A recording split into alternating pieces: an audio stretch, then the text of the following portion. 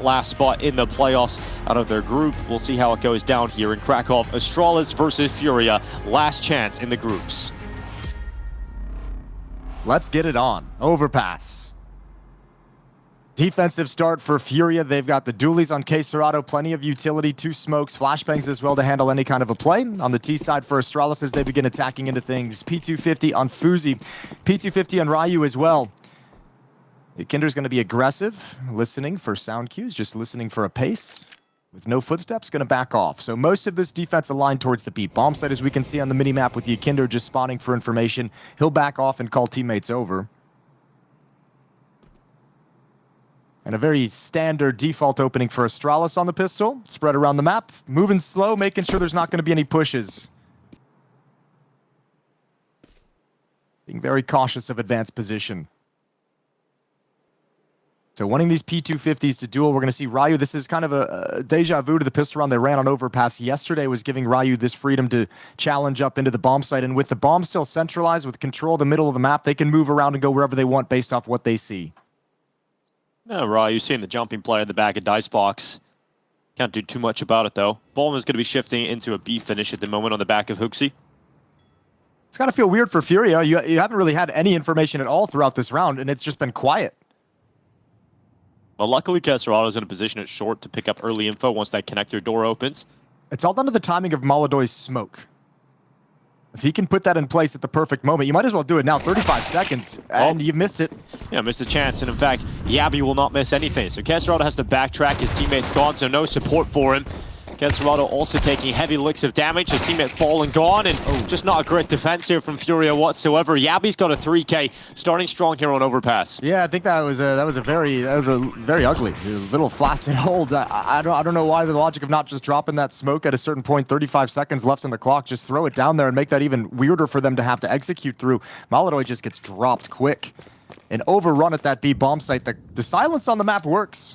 Great to see Astralis pick up the pistol, though. The problem yesterday for them was the inability to convert pistol round wins, though, into the second round. That's right, yeah. Foot was able to kind of reverse on them every single time they won one. We'll see if they've gotten over that. Probably had a deep conversation. Good news for Astralis, though. Jabbi starts the pistol with the triple kill. Lovely opening, very quick, and then builds upon it as well, clearing out the back of the bomb site.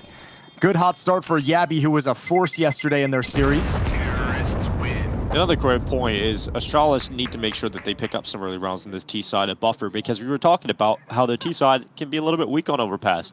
We've seen it so far. They've had some quieter halves in that department, and you don't want to let FURIA just get the ball rolling and rack up all these CT rounds and force you to have to come back into the game. So let's see if Astralis can convert this pistol round victory. I mean, the lack of kills from FURIA doesn't give them the best force buy, but 357 is a scout and an MP9. You're still going to be pretty happy with that, especially if Molodoy can get some tags here. Yeah, especially if Astralis is going to play another slow round on the T side. If he starts getting some of those tags as they're just creeping into control, then all of a sudden those 5.7s can go to work with how damaging they are. Now, plenty of utility as well if they can put it in place. I think the pistol round trying to be a little bit too cute, trying to have like too perfect of timing of counter utility. So Monster smoked off for the moment. Astralis beginning to take control over towards bathrooms. Yeah, drifting back to the B bomb site. Could be an early finish on this B site. The resistance on the B bomb site has fallen, who's just re-smoked Deep Monster again. He'll play within the tunnel, hoping if Astralis do feel like they want to come through that smoke, the 5.7 can have a bit of success. Turns in the flash, and the second one as well. Great work from Fallen. Speedy reactions. 5.7 lines up a couple more. Could have been a couple of kills there for Fallen, just the damage though. Yeah, very fortunate, Astralis, that he couldn't connect another headshot, and there was no one else kind of sliding over for that support as well. Reinforcements were a long way away. Molodoy is going to try and create something, try and make a little bit of magic happen. He's got the shot, easy cleanup onto Stair. Ryu as well as low. FURIA could commit to this and go for the retake if they'd like. One more cheeky kill would be beautiful before it begins. Did Molodoy just see the trajectory of the nade just down below? He knows for sure now he's that. Gonna move now, FURIA. No kits. And it's not worked out here for the retake attempt, so Molodoy will retreat.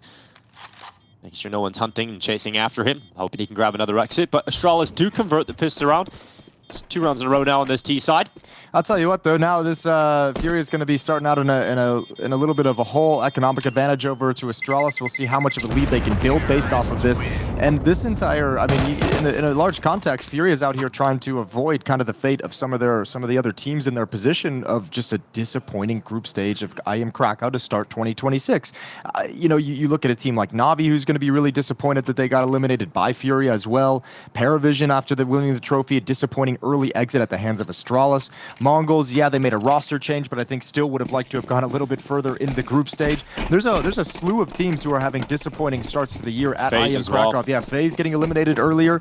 And FURIA just desperately want to avoid being in that category, that conversation when the dust settles on this event. Absolutely. I think the teams that will be most happy, or the team that will be most happy, is Aurora. The turnaround in their performance and how strong they look in the group stages is very impressive. Yeah, it seems like they haven't really missed a step with Soulfly joining the roster. Anubis is back. Soulfly is one of the top players of the event, which is crazy. Great work from him at the biggest tournament he's played so far. A lot of reasons for Aurora to be happy. We'll see if they're even happier with a win versus Vitality later today. They'll get into the semifinals if they can somehow pull that off. Yeah, we'll be casting that one. That'll be the second or the third and final series of the day on the B stream.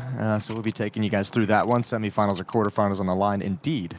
First, we got to get through this. FURIA down 0-3, but the guns are coming out now, so we'll see if they're able to put a stop to it as the first gun round begins. Well, Molodoi Alp has come out pretty early, and we really got to see him take over in 2025, in particular on Overpass. A lot of cool moves, especially with some of the boosts he's able to get put up on, and Connector is just off limits for the T side when he's got that prowling over at B.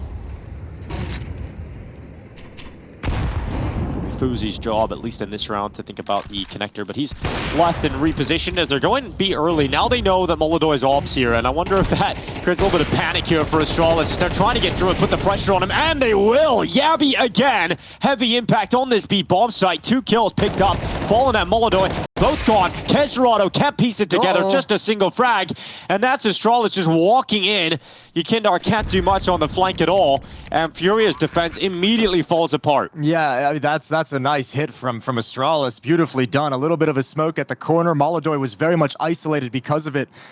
Man, that's a very, very strong hit, especially considering Molodoi shaves off the initial thrust. Ryu turns the corner a little bit early before the flash. Molodoi's able to get an easy kill, but the floodgates open up. Once again, the name we can point at, Jabbi with a double kill. Critically, triple kill on the pistol attacking the B-bomb site. Now he's got 2. The trade on Molodoi and finding Fallen through the smoke. And Jabbi, in particular, was so good on the CT side. It's so amazing to see him perform like this on T side early, up 6-2. Just the impact frags he's getting for his teammates into his B-bomb site. Astralis loving the start they've got here at Overpass. And talk about how important Overpass is for them in this series. They're going to try and ride this wave as long as they possibly can. Yeah, early timeout. Slow start from FURIA, shaking off the cobwebs, just waking up, whatever it is. Now looking at 0-4 very early on your CT side Overpass. Money not looking good. You have Yekindar with the saved M4. What kind of buy you want to go with here? You want to go for one of those old school Brazilian buys, pick up the MP9s, get a little bit crazy, just do the pistols and some utility? Or do you want to, go full in?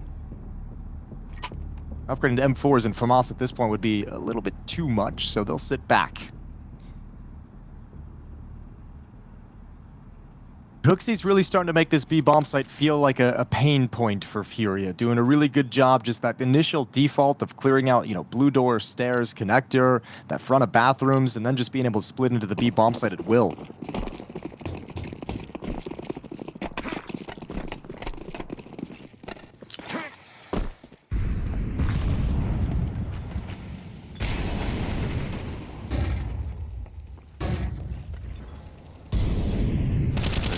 FURIA having to take the hit, go down to weaker weapons again. Astralis will be conservative, trying to figure out what they're up against here. Now, we're not seeing it in a round like this, but previously yesterday against Foot, when we saw that kind of deep CT smoke initially towards Playground, we saw Astralis doing a lot of boost with Fuzi over the top of it to Pier. That's how they like to get some, to force back any sort of aggression. So when FURIA bring that out, if they watch the demo, they'll have to be very, very cautious about that. And it'll likely be the job of Yekindar or Molodoy to prevent themselves from that. Jabbi. Here's the footsteps, attention taken away. Nice little sound bait. And that's going to speed things up on the other side of the map as HooXi says, all right, they've just aggressed, they've just found information. Now they know we're not positioned outside the B bomb set. We've got to take some real estate here. Well, utility being put in place for the A finish. Smokes right in towards bank and stairs. Now Molodoy hoping he can get some close work done with an eagle. Hope is not enough. And Astralis are into the site. It's, oh my god, Yuri! That is special on the 5-7. HooXi and Fuzi both gone, and all of a sudden a chance for FURIA to win the round. Ryu put in the clutch, and we've talked about his performances, how he's really starting to step up. This would be a massive clutch to keep Astralis going. You don't want to concede a round like this, but unfortunately, such a tough angle, but he gets back to it anyway. And he knows exactly where Yuri is. Yuri's gone to the AWP. Ryu to the back of the dice box, gambles with his life into the peak, and Yuri will drop him. What a round. Out of the 5-7 into the AWP for the close. Builds that round right back up for FURIA. Yeah, the casual swipe into the face of Fuzi was something special. He saves the day.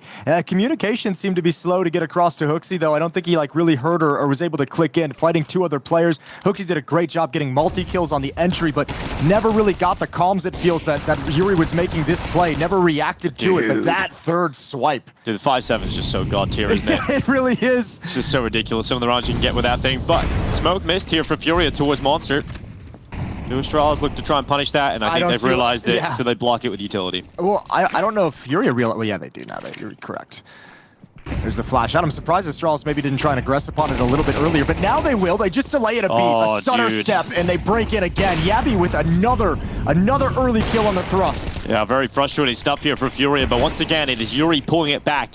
This time in combination with Molodoy's success in that AWP. Stairs low in HP, 17. As they move into the site, a moment to breathe here for Astralis while smokes are up, and Stairs on a lurk elsewhere on the map. Oh, important fight to be won here for HooXi as he backtracks. Not only is that a kill on Yukindar, but it's the exit path back to the A site as Stair races forward to get the information in the space. Yeah, but this is kind of weird. FURIA know this is happening because they made all that noise. The bomb not committed. Now going to start moving up. So you're putting a lot of faith in a low HP Stair to hold on to this onto this part of the map and protect you as you come in. Meanwhile, Fuzi's nowhere close to the fight. So this is a 2-on-2. FURIA, if they realized it, they'd probably press the issue here a little bit more.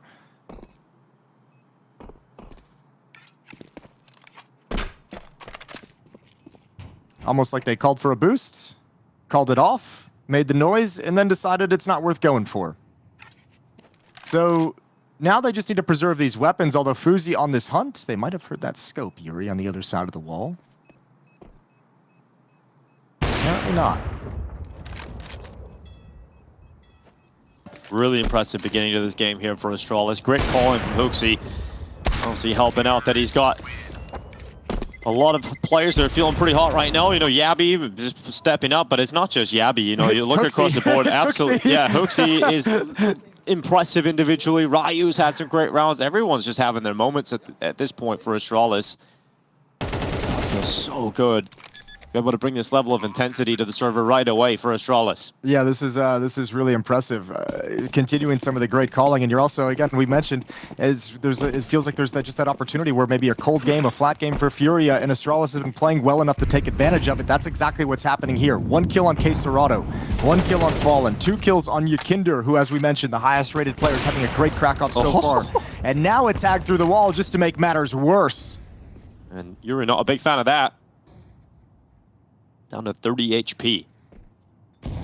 Fantastic for Astralis to make sure that that 5-7 round doesn't just allow FURIA to springboard themselves back into the first half here.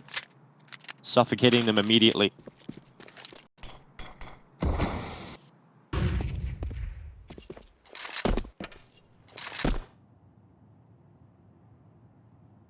Taking over the connector. Yukindar. To stroll on down to the bottom of the stairs. Ryu and HooXi both together. Can Yukindar get anything out of this? No. Absolutely deleted by Ryu. Oh, they're reading the follow-up as well. HooXi looked for it, but missed the timing, although K-Serrato and Fallen fall back. And still just cautious and patient on the map spread. Astralis looking for the reaction. 45 seconds for HooXi to play with. Bomb has worked its way up the stairs. And here's Jabbi applying that pressure to the extremity, but maybe an ill-advised peek from Stair. Gets a haircut, back into a 4-on-4. Now FUZI's in trouble, but handles it well. Yeah, great reactions here from FUZI. Keserado stays close to this MP9. Got Molodoi backing him up from in behind.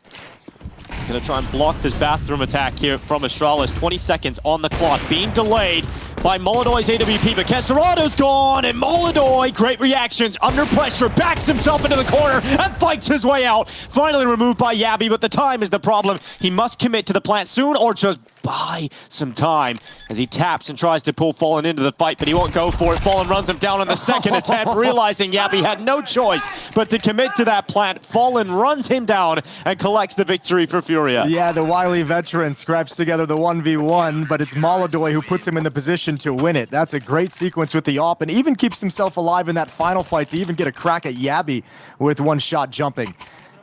What a scrappy defense, but finally FURIA can come out on top. Still, it hurts. It's a lot of players gone down. You salvage the AWP after Fallen defuses the bomb, but you still got to rebuy 4 weapons. So economy's still not pretty for FURIA, and Astralis not too bummed about that loss because of the impact of the kills. And look, it's going to be frustrating, I think, for pretty much every individual who swung on Molodoi to try and trade off his shot and wasn't able to manage it, but he's going to get those rounds from time to time. Know how fast this is. Yeah, Astralis already swarming the site, just wrapping around. Yuri's done well with the first. Keserado also coming in, and that quicker play from Astralis has met a quick end. You know, I don't even mind the philosophy, though. Trying to go for the uppercut and around, you know that might be limited on utility, but great heads up from FURIA. Likely somebody mentioned something. Watch for the rush, watch for the change of pace. So the uppercut actually doesn't land whatsoever. I feel like FURIA during that rush just chucked like 4 flashbangs straight up into the sky, and it all worked. Still, if you're Astralis, I know the money's hurting and it's not going to be a great buy in the next round, but you're still thinking kills are so valuable to limit the growth from FURIA, to limit their ability to recover in terms of economy.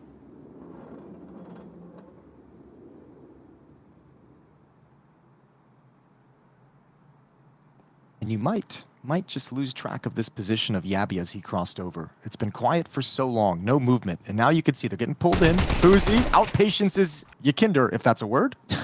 You can make it, I'm not sure. Well, we got 35 seconds, and jabbi alongside FUZI walking into the B side. Bomb is spilled in the middle of the floor. jabbi gonna get ever closer. 22 seconds. Here we go, jabbi. Can he get a multi-kill? Moves forward. Okay, they line up and nearly give him a shot at that, but Molodoi and Keserado confirm a third-round victory for FURIA. And it's starting to feel like they're finally getting some momentum going. Yeah, I mean, actually, jabbi had a great chance to double up down there, and then that could have gotten really weird. Right. But, yeah, almost a cool recovery, but well struck, well held from FURIA, who just had to kind of stand their ground. Tough hit to stop, but they were prepared for it. So 2 in a row for FURIA, and that has to be the moment where they get back into this game and they're locked in. That has to be the recovery moment where we get the FURIA we've been hoping for today.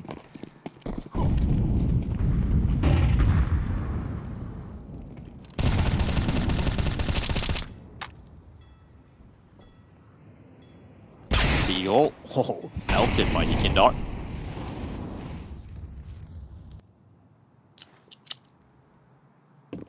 And this is where the gap only becomes 1 round.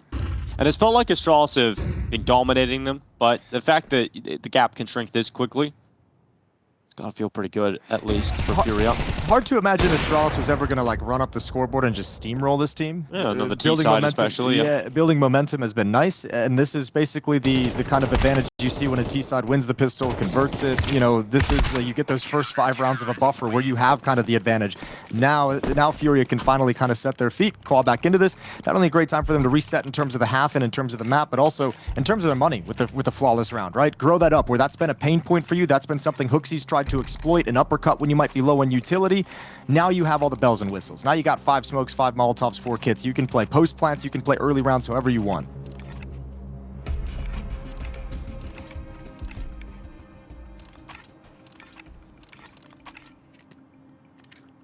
First timeout used for Astralis. No cause for panic just yet. I think they're going to be very pleased with how they're sitting right now in this half. 5-4 with plenty of time to add a few more rounds on top of it. And we get back into things. FURIA down a single round. Full buy for both squads. This is the lower bracket final. Winner, a spot in the quarterfinals. The losing team is eliminated oh so close to that stage in Krakow. Yeah, it was something we were talking about coming into the start of this series is that Molodoi been having a quiet competition, right? But he's actually showing up now. Had a couple of stylish moments in this first half. Let's see if that continues. He's going to be mollied away. Can't stay aggressive in the bathrooms this time. And we'll retreat. We've got Caserato on a boost, checking down into Con. That smoke break. Not all that effective.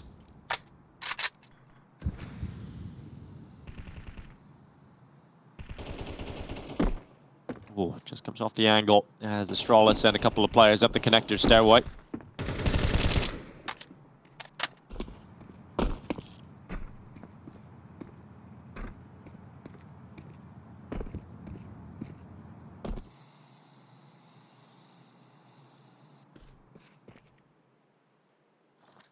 Under a minute on the clock.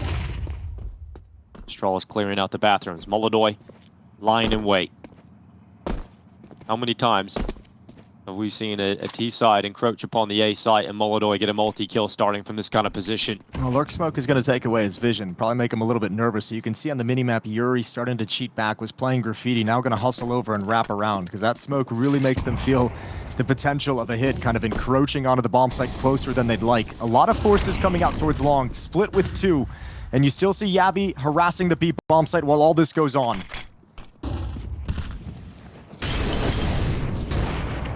Kindart retreating back in behind truck. Molodoi was left on an island. His teammates nowhere to be seen. And they just get melted as well as Astralis arrived to the site. So a 2v1 setup has fallen. Who's had a bit of a quiet start onto the map. He's hoping he can get a clutch going for him. Yeah, but I mean, look at the impact Jabbi had. He had that lurk over towards short sandbags, got 1 kill on the rotators from the B bomb site, fallen down to 32. It's an easy cleanup with that HP as he traverses over. Just a well-constructed round where Hooksy's like, perfect, I get everything. I get all the bathrooms, nobody's here to challenge me. I get all of long, nobody's here to harass me or spot this out. Just walk up to your point, hit the mark in utility, and lovely trading and scaling. 2 rounds left in this half. And Astralis are loving 6 T rounds already. Overpass feels like a must-win in the series.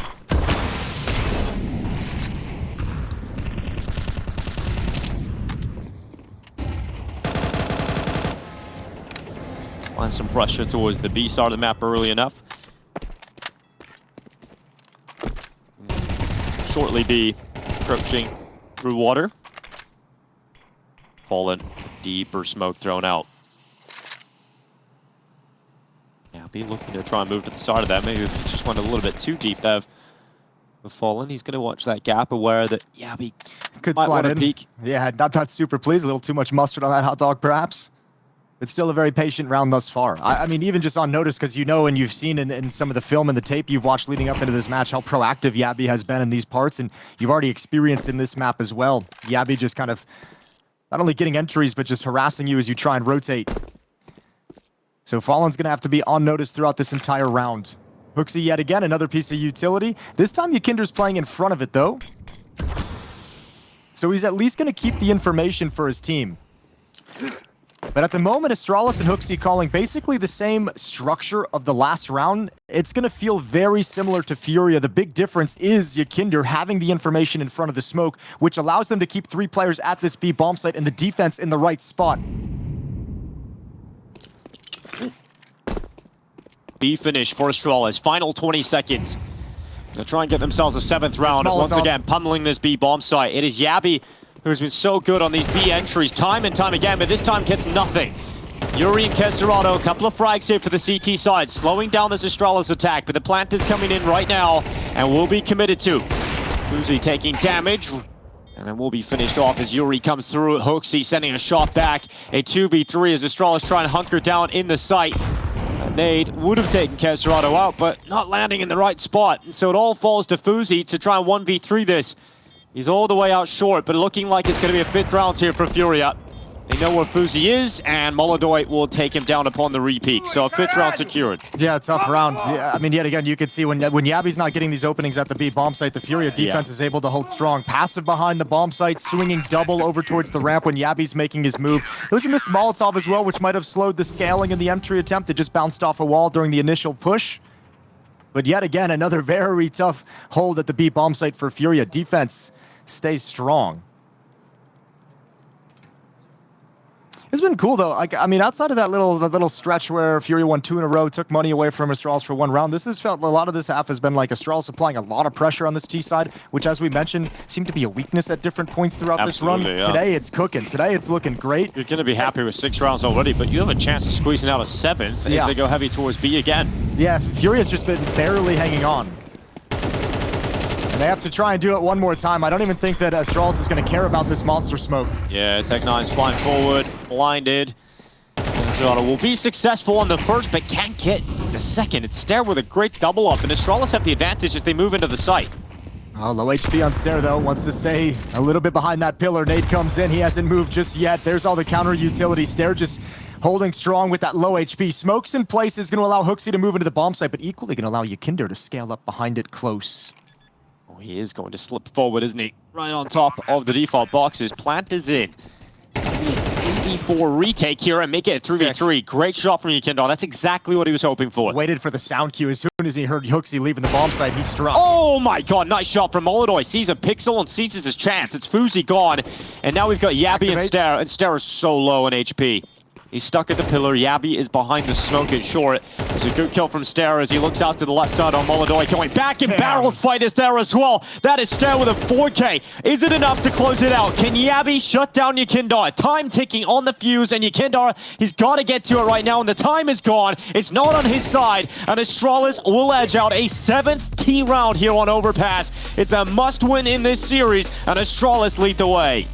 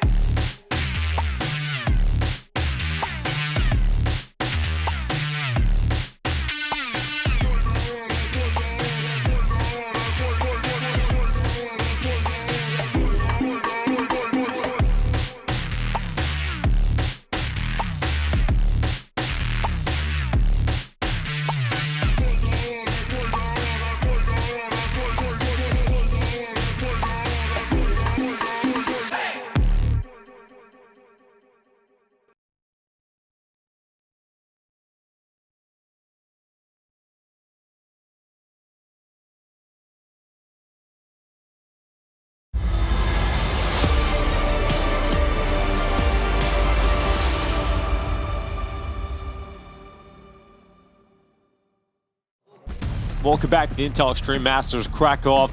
It's the last day here of the group stages and the last chance to get into the playoffs. FURIA versus Astralis. We said FURIA favorites coming into this series, but Astralis, they've decided to pick Overpass. We talked about how that it feels uncomfortable because FURIA are actually so good on this map, but Astralis have shown us the level they can get to on this T side. It is so impressive to see the success they're having as this new roster. Hey, let's give them credit where it's due. The underdogs are playing better Counter-Strike and look better in the server at the moment, so FURIA's going to have to change that in this second half if they want to take Overpass. Astralis would love to have this map. We said it's a lot of pressure that this is one map in this series they have to have if they want to have the, I mean, otherwise it feels like a 2-0 is so likely for FURIA. So looking to close this out on the CT side, they've done everything they had to in the first half to put them in a great place to do just that. Astralis would love another pistol round buffer just to get this CT side going, because we've seen in this tournament so far that when Astralis' CT momentum is rolling, they can put up just a wall. Especially jabbi on that B bomb side has been so impressive. FUZI getting the AWP out as well a little bit later on will be impactful. Yeah, jabbi feels like he's really comfortable with the fights at the B bomb site today, just based off that first half performance. Yakinder and Yuri going to be the opening duo to push forward and start scaling through bathrooms off angle for jabbi. Well, they don't slide into it just yet. Similar pistol round really to what Astralis ran, which was that slow kind of peak from Ryu with the P250. Molodoy spots one. Oh, he lined that up. He knew That's the difference, coming. though, isn't it? That is the difference. Molodoy getting the shot out towards the A side of the map. An opening kill on a FUZI. Trade is there, though, by jabbi. Oh, Yakinder hasn't been able to get going too much in this game so far. Maybe on the T side he can open things up, but it's not going to be the pistol as jabbi puts him down. Astralis rotating over. They know it's coming. Yeah, Joel Brothers go for the swing. Ket Serato is finding more success here for FURIA as they try and flood into the B bomb site. Everybody is here for Astralis. They've rotated early, but it might not matter at all because all the kills are going in the way of FURIA. Starrett now left alone, and he's got himself a couple more shots. He's dodging, ducking, and weaving those bullets, but in the end, just too much to handle, and FURIA finds success in the second half pistol. Yeah, rotated over, but couldn't stem the tide of that FURIA attack. Once they're able to start swinging wide and really jumping over the bomb site, it's all over from there. You just got no chance and not enough bullets in those USPs to handle the Glock push. So pistol for FURIA to get them started. Astralis had the same benefit in that first half, managed to convert the second. FURIA will get that with relative ease, as it's going to be a third round buy for Astralis. They decide not to go for upgraded pistols. We've seen this from them a number of times already. Just stylistically prefer buying in the third round. So we're going to have a tie game, 7-7. Happened very quickly.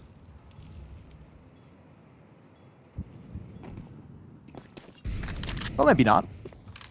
We've seen some 5 USP rounds this event. Yeah, this is not FUT esport. You know, they're not playing against FUT anymore. We've seen a couple. It's kind of ridiculous how many we have seen. They got a flashbang too, Dinko. That's the key. That is the key? Okay. Maybe we'll get a kill. It is the great thing you always have to do, no matter what you buy, no matter how little you invest in a round. You always have to have one flashbang in a round like this. Yeah, it gives you just gives you for an the Hail option. Mary, just for something, just to have a plan, so that people aren't running around like headless chickens. Running around as a group. Now getting towards bathrooms. It's the right side of the map to be in. If they hear the sound... Oh, no, they're too close. They're going to turn the corner before anything's done, and Stairs already chucked it out. Stairs dead. Yep, okay. This ain't going to be one of those USP rounds. No, it's not. And FURIA are going to be happy about that. So we'll finally get off the scoreline of 6-7, and we'll move into a tie game. It's everywhere. Really. It's everywhere. Unavoidable. All right, well, Galil in hand for Astralis if they want to try and save it. Not the strongest weapon, obviously, but every little bit of money helps in my book. Specifically your book. Specifically, not everyone agrees with that, truthfully. Some people are just like, throw the Galil away. Who wants it? I'm like, I don't know, man. That extra cash is not spending on M4 is quite nice. Galil's good, too. Gotta say. It's not really the FAMAS, but it's okay. It's way better than that. You're right. Okay, well, we'll get into the buy round now. This is what Astralis was saving for. Will they start finding success immediately on the CT side? Let's find out.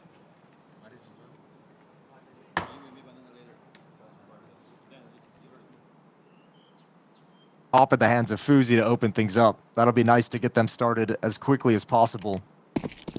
He's gone glass cannon, though. No armor on FUZI, so nades are going to be painful if he tries to get too aggressive and eats a pre-nade.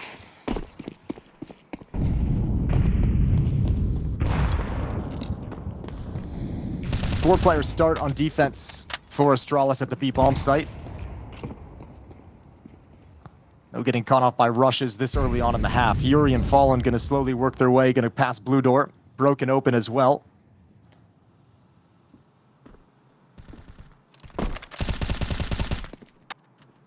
Jabbi with an angle over towards short. Now, we saw him execute some mid-round pushes here yesterday from Astralis. They had him flash activated into a peak, was able to get a number of kills. Fuzi's going to challenge. He's got his opening.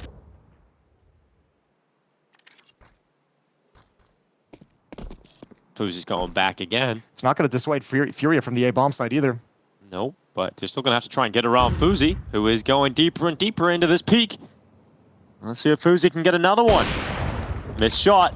Now it gets a little bit worrying because he has to get back to safety. Luckily, he's got his teammate to smoke out the front of the bathrooms, and he can drop back to a safer angle. And a missed Molotov means no one from Furia can actually scale on him. They drop the Molotov in their own path. So it's missed its mark initially. Molotov going to try and make it his play. No op for him. Fuzi's got him zoned in at the moment.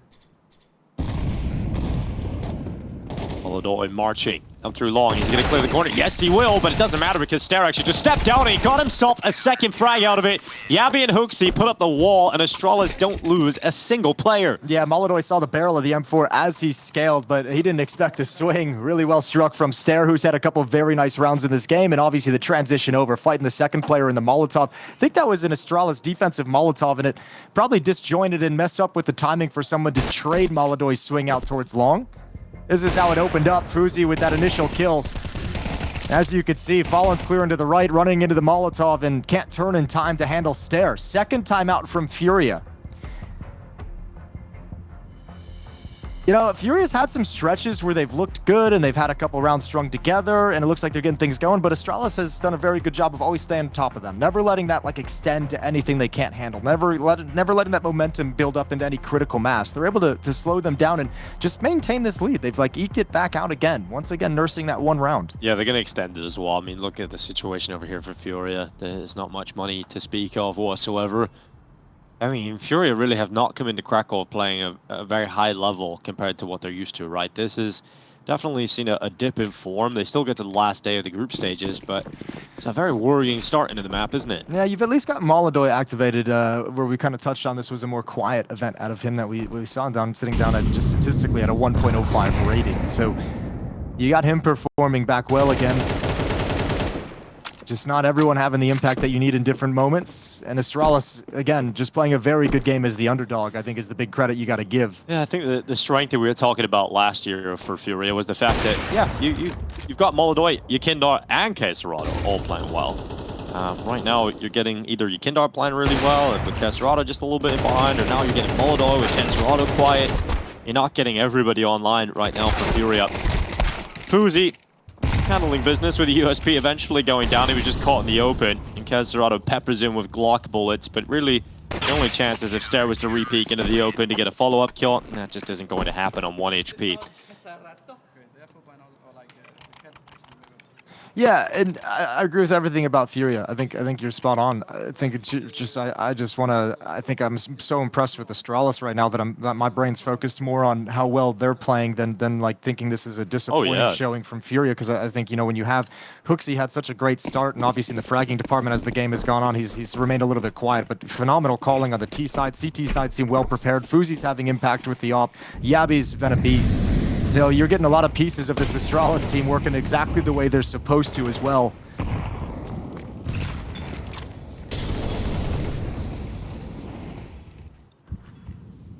Yeah, they've been incredible so far.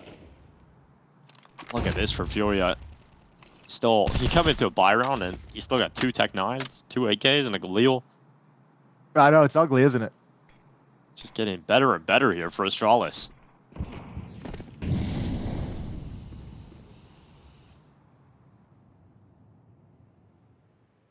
Stare feeling good about pushing down long. He's going to find a lot of information. He's going to get the reward end of this risk. He's going to say, hey, fountain's clear, playground's clear. I'm now over in party and I see nobody scaling up bathrooms or lane whatsoever. So you have to get ready now for a B finish. Yeah, Fuzi has just shifted over. I mean, Stare, this is an impossible part of the map to really clear out if you want to come back for plan B to the A bomb site as Furia. You're kind of stuck into this hit.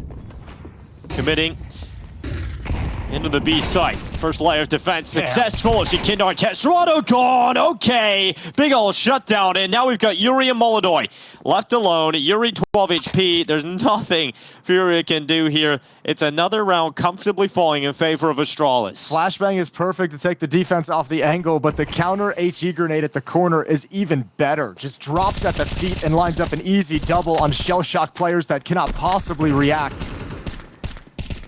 Double digits for Astralis, extending the lead to 3, forcing FURIA away from even attempting the round.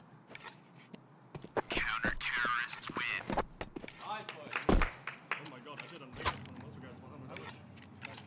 HooXi was the answer all along. He was. And also, Astralis, you know, moving away from full damage roster, Jason. It's kind of working out for them, huh? Hey, HooXi had the most success speaking English. Yeah. Just saying.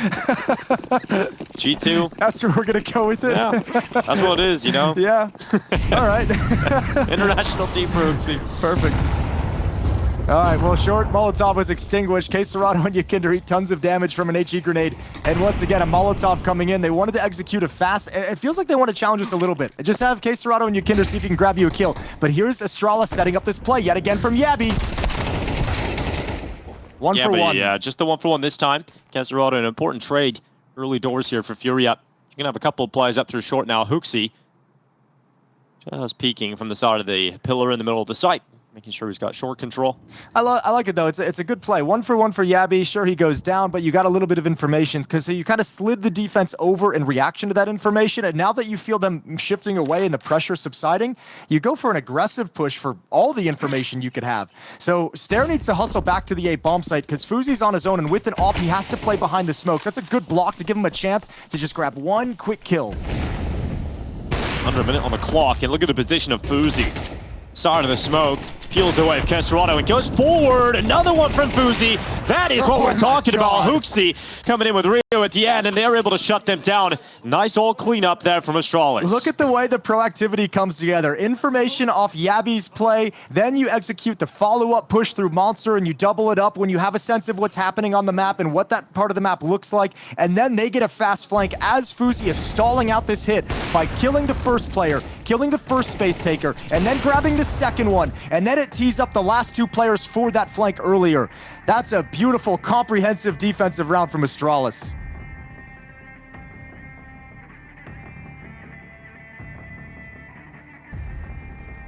And they have no answers. Astralis even calling the timeout, letting them stew in it. I like the way Fuzi plays. I like when he's feeling confident. He just side of the smoke, gets aggressive, you know, takes the more advanced peek instead of falling back, and I love it. I mean, that's the kind of play. That's the kind of play that made him so exciting in Wildcard, that opened everyone's eyes. Like, back at the Shanghai Major, we're like, okay, he's got some game, and look at what he's done now. Found himself in a great position here in Astralis to try and reinvigorate this legendary organization that has been years without too much success to speak of. But finally, it feels like this lineup is moving somewhere to bring them back.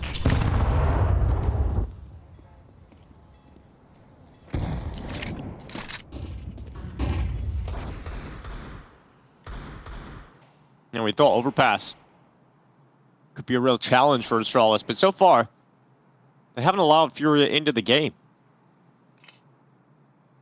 Never. I mean, we talked about in the first half, Astralis winning the pistol, converting the second. We're like, all right, now they get the 5-round buffer of economic advantage, and they can build up a little bit of a lead and be comfy with the rounds from there. FURIA had that same opportunity, lost the first gun round, and you could just see the difference. The defense gets activated and gets settled so much quicker. And look at the confidence now. Yeah, Stair aggressive again, clearing party. FURIA haven't been able to control the map whatsoever. And Astralis have owned it. You just get all that information. You know a B hit's coming.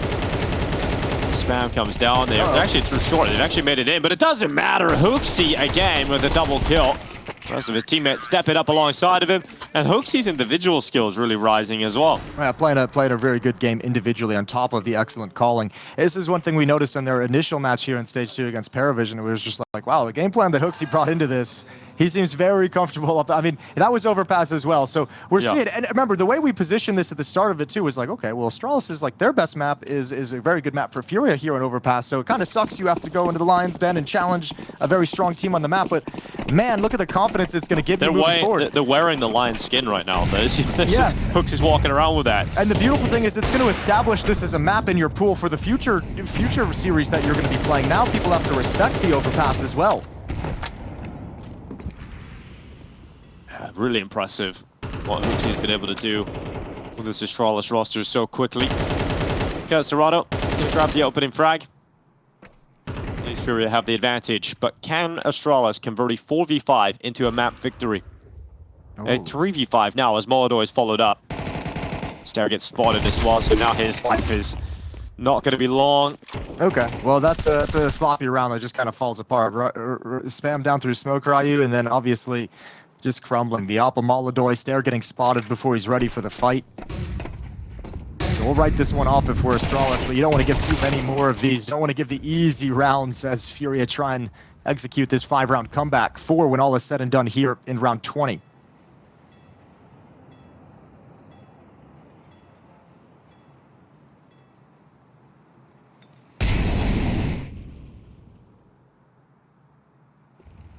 Hooksy being hunted and spotted by Yuri. So bomb is picked up. It was left way far back, which is why we're getting this extended kind of close of the round. FURIA just being cautious and making sure there wasn't going to be any kind of stupid shenanigans to prevent them from getting the bomb over to the A bomb site. They'll be just fine. 12-8.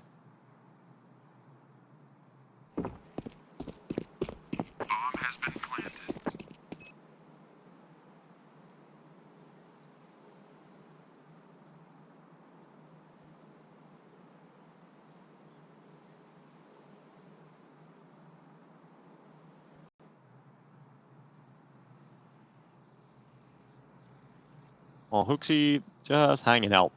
No one around. It's kind of a lonely it's kind of a life he's got here. I know. I mean, you know, I kind of understand it too. Like, it's kind of been a weird, odd close to the round just because it's been so quiet for so long. You can understand if you look at the money from FURIA. They don't want to hunt. They don't want to lose. They don't want to lose any weapons. It's not worth it for them. Especially not against the Giga Chad. Look how much money he's got. That's true, man. It is the Giga Chad. He's got plenty of money. Look at that laser focus as well. He's locked in. All right, well. Ooh, timeout. Well, this is interesting. This is the third timeout that Astralis is using. They used the second one after a round win a couple back to talk things over. So, you know, it'd be nice to have one down at the end, but whatever. Double op setup. That's been brought to the table here for Astralis. Fuzi and Stair. So I wonder if they want to set something up like having Stair over at, you know, on the other side of the map from Fuzi take a shot, or Fuzi take on different sides of the map, kind of force someone into a swing where they won't expect the AWP to be there. I've seen that a number of times.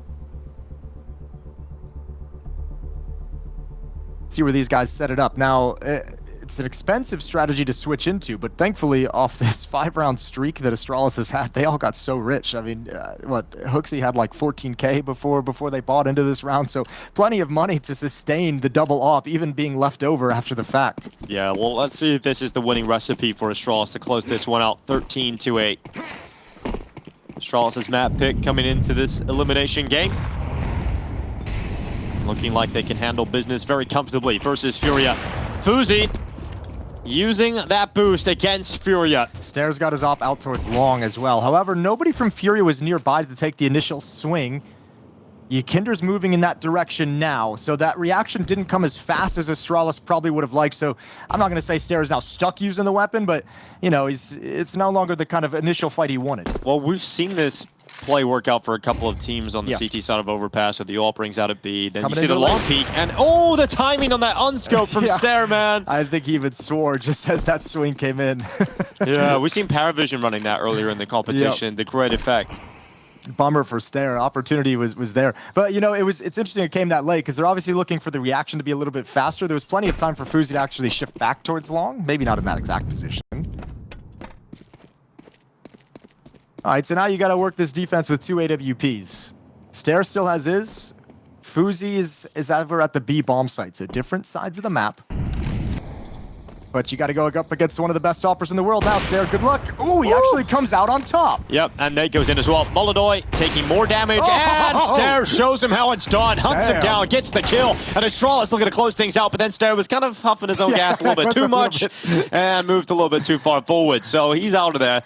It's still a 4v3 with such a limited time. 20 seconds on the clock here for FURIA. No counter nades for the Astralis defense, and a couple of Molotovs are going to start raining in. Great flashbang to take FUZI off the line, but he still gets the kill. Yeah, Keserado's gone.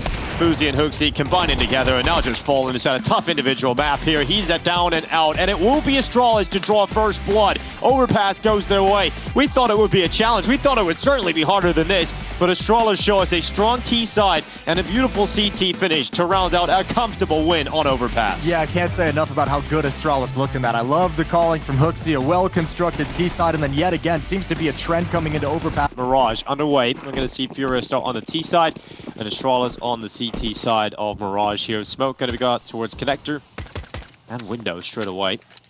And FURIA going to move with 3 players towards top mid. Yeah, have a little bit of control, but Astralis, you could see them kind of crunching for this triangle peek off short. Oh, first gushes from Fallen onto Jabbi. Couldn't get that fast enough. Lovely shot from Fallen. Yakinder swaps out to the USP, and they pick up the pace towards the B bomb site. Yeah, Hooksy waiting up in the apartments. Keserado going to bring Hooksy down. Switching out to the USP. A good start here for FURIA as they flood into the B bomb site. There's really no resistance from Astralis from this point onwards. We're not going to see a retake be all that successful. And so FURIA will find the first round of play. Yeah, unless FURIA play, let's find a way to lose this round and everyone peeks everything, it shouldn't really be an issue whatsoever. I don't think there's going to be any standing to get back in. FUZI, as you mentioned, already brought low. So I think the Astralis player is going to just kind of prioritize the armor on Ryu and Stair, back away for some cheap upgrades in the future. And a nice pistol round from FURIA. All right, well they got it on Overpass as well on their T side. But weren't able to kind of capitalize and build into the half with it.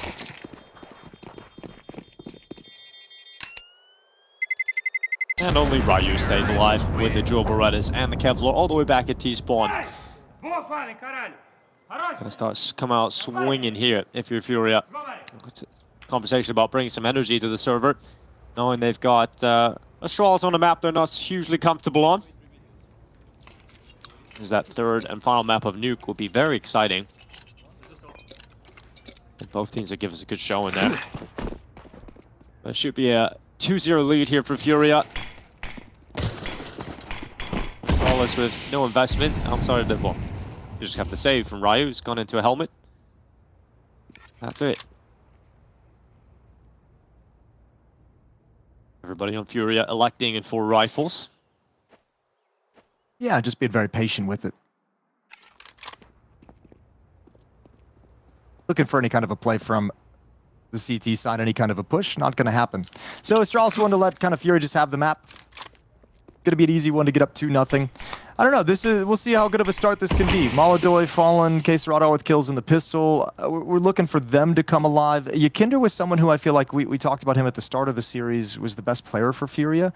That Overpass map, I feel like he just got a couple unlucky timings. I feel like it's still there, but he kind of got a few unfortunate moves that they were made, and like the timing of them just don't pan out in his favor whatsoever.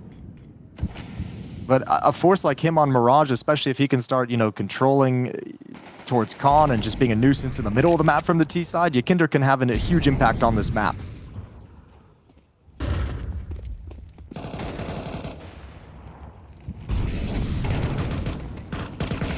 Nothing too disruptive in a round like this? No, not at all. Nothing you can do.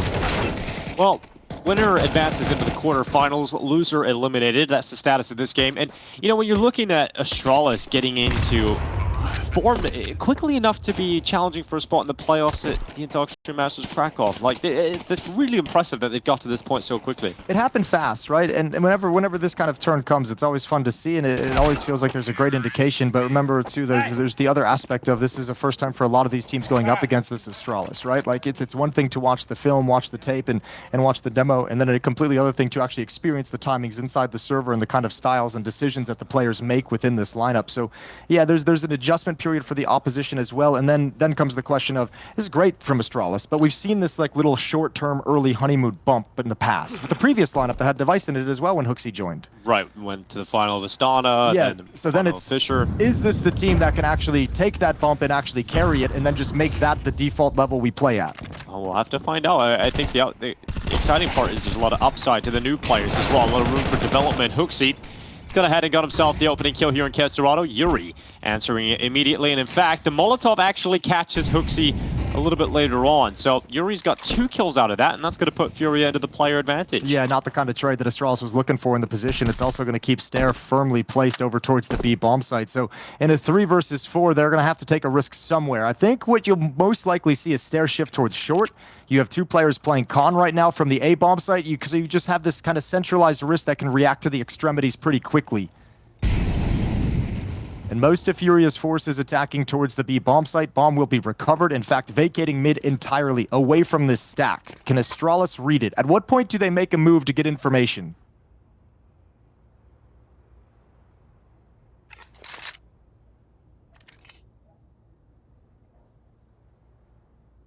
Well, they're going to just get that information with utility flying over into the B bomb site and Stare rapidly calling to his teammates. Guys, they're coming B, and I'm really alone right now. Got to step up, and Stare does exactly that. 2 quick kills, falling in Yukindar, gone. And low HP on that 3rd target, but he just couldn't connect a bullet, and then he goes back and nails Molotov. Stare's done absolutely everything, and now his teammates have arrived. There's absolutely no way Yuri can do a thing about this. What a hold from Stare. He was on his own the whole time. Yeah. And Stare steps up to a level you just couldn't think was possible. Yeah, I think maybe a missed priority of how you're going to entry into the bomb site if you're Fury. The low HP player coming 3rd. If he jumps out first and just gets that clean kill, the high HP can react to it. Keep Stare locked down. In this situation, that double kill is something special, but that 3rd player coming in with red health is never going to be able to turn the round. Grabs Fallen before he's set and able to fight. Grabs Yakinder out of the sky. Perfect timing on his peak. And then just controls the situation for Astralis. A 3 versus 4 conversion off the back of Stare. Dude, how's he got away with that? How has he got away with that? Ryu coming in for the MP7 kill at the end. He's got an M4 now to play with. But look at the damage it's done to Furia. 3 AKs and 2 pistols. And this is what makes this Astralis team pretty awesome to watch at the moment and very cool, is because Stare's, been so good for this organization for how long? Since he's basically joined it, playing multiple different roles, had to earn more responsibility and more priority within the team, and he's running with it still. It's not an easy job defending that B site on his own. He made it look easy. Start of this round, though, he's dead first.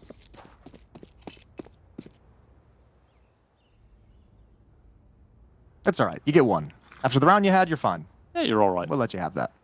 Hooksy now holding the B bomb site. There's going to be a lot of pressure coming at it again. Let's see if Hooksy can do his best Stare impression. No counter nades, though, is the problem. He's got no Molotov to slow this down, no smoke to give himself some space to work with, and he's all alone at bench. Oh, my God. Yukinder actually lost that fight. Yeah, Hooksy going to get cleared, though.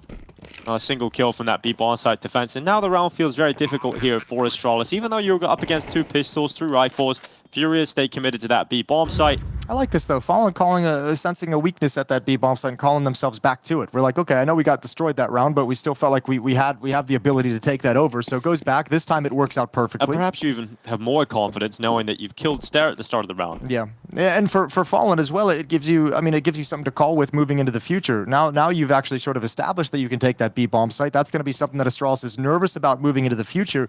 And Fallen's looking to match the excellent T side called by Hooksy on the previous map of Overpass, and he's looking to do it on Mirage.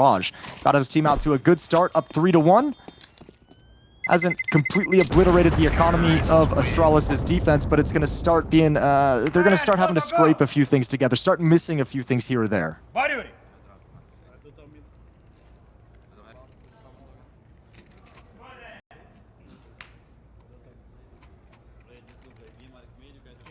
Calm and poised from the Professor, no signs of panic whatsoever down the line of Furia.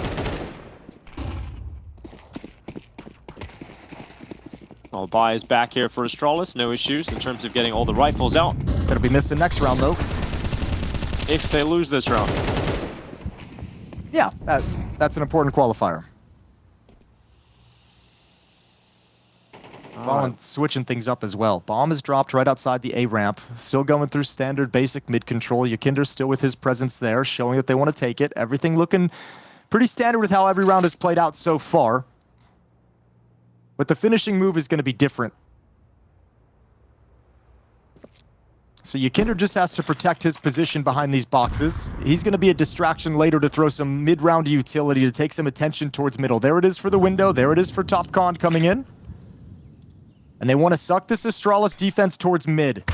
Open up the avenue of attack to the A bomb site. It's exactly what's happening.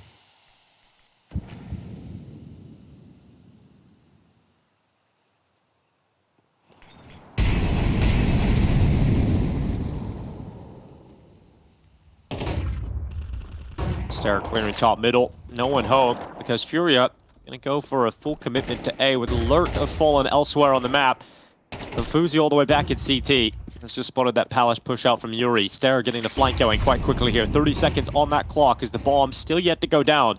It's taken a long time for FURIA to execute this tactic, which is giving that flank so much. Now they still don't have the bomb plan. All the nades have faded away. All the smokes are gone. This is taking way too long. Astralis are now in position with 3 players, a CT spawn, and a flank coming through Palace. This is looking very good for an Astralis retake. In fact, it doesn't even have to become a retake because Fuzi's denied the bomb plant from happening. Now Fallen's in an awkward fight. He's taking a dink on board. They're going for the plant again, and now Stare pops out of Palace, and FURIA have no level of comfort inside of the A bomb site. It will be Astralis finding victory in a second round win on the CT side. Why did that take so long? There was nobody at the bomb site even challenging them. There was nobody even like showing presence. They just kind of lollygagged their way in for that plant. Very, very late once utility had faded. And so much time for Astralis to clear middle, get the flank, rotate over. No urgency from FURIA whatsoever. Awkward way to lose a round. 3-2 now as Astralis come back into things. And importantly, we just kind of set up the money of Astralis looking so poor and so gross. That was a great chance to really punish him and regain a lot of control in this half.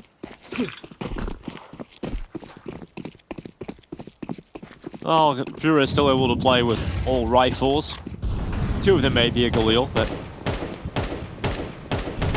let's wait and see if it's going to be enough for FURIA to keep the pressure up. Breaking the money, not resetting Astralis. Window smoke, top mid smoke thrown out here for FURIA. Haven't taken a huge amount of mid control. They've got no player in the underpass yet. Kesserado is making his way down the stairway now. Look at this. Astralis looking to get proactive. They're going to go in towards ramp, claim some space, claim some information.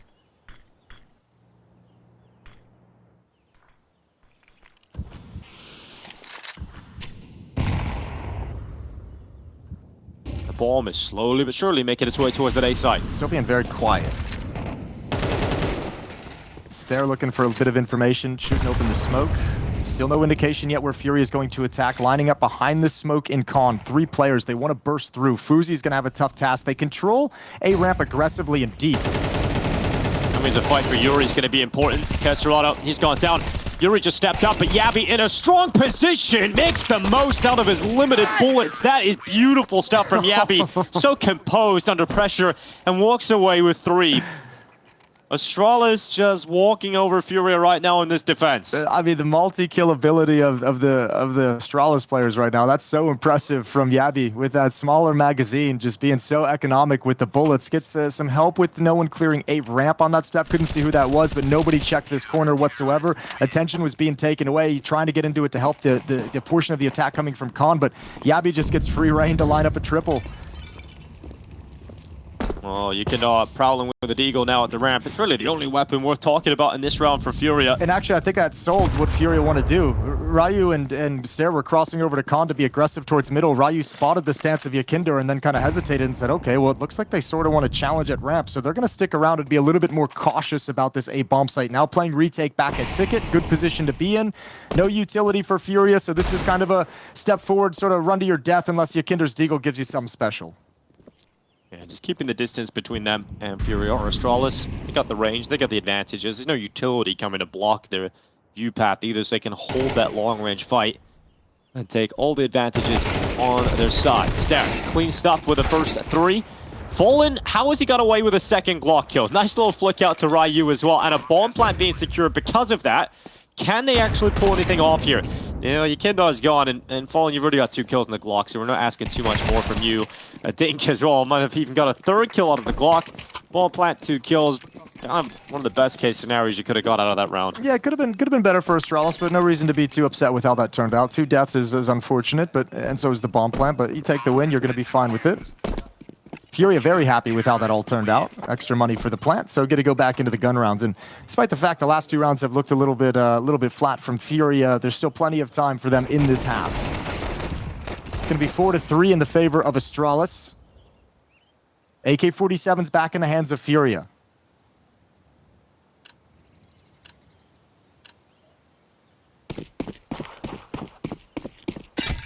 Window smoke thrown out straight away here for FURIA. Short smoke too. Some mid-aggression coming up here from Stair. Look at it, confident and aggressive. And it's a quick play out towards this A side through the ramp, just flooding in, falling at the front of it, clearing out under the wood. Ooh, spots his target towards jungle, but the flash comes up and saves Hooksy just in time. Ryu also getting a kill here for Astralis.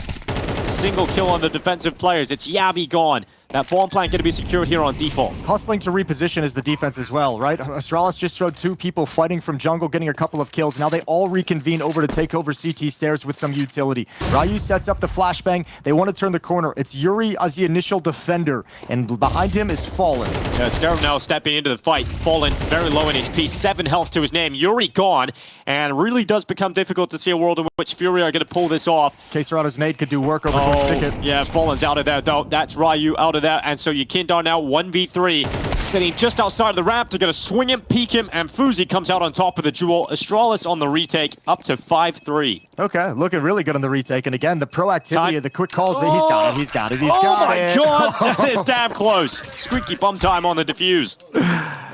Oh, he's got the sense though. Nicely done. Yeah, I just like the way Astralis is playing right now on the CT side. It's nothing. No one's being lazy about things. You get these 2 kills. Whoever's calling them, I imagine Hooksy's doing a lot of the communication, calling them back from jungle to rotate back around towards CT. Just such a good way when FURIA kind of lines up their post-plant defense to worry about jungle, and all of a sudden they're in a completely different position that you expect. Lovely trading to get that stance. And Astralis showing again that they're a step ahead, 5-3. Now the CT side really feels like it's taken control. Another buy with the plant, though, so FURIA not out of the fight.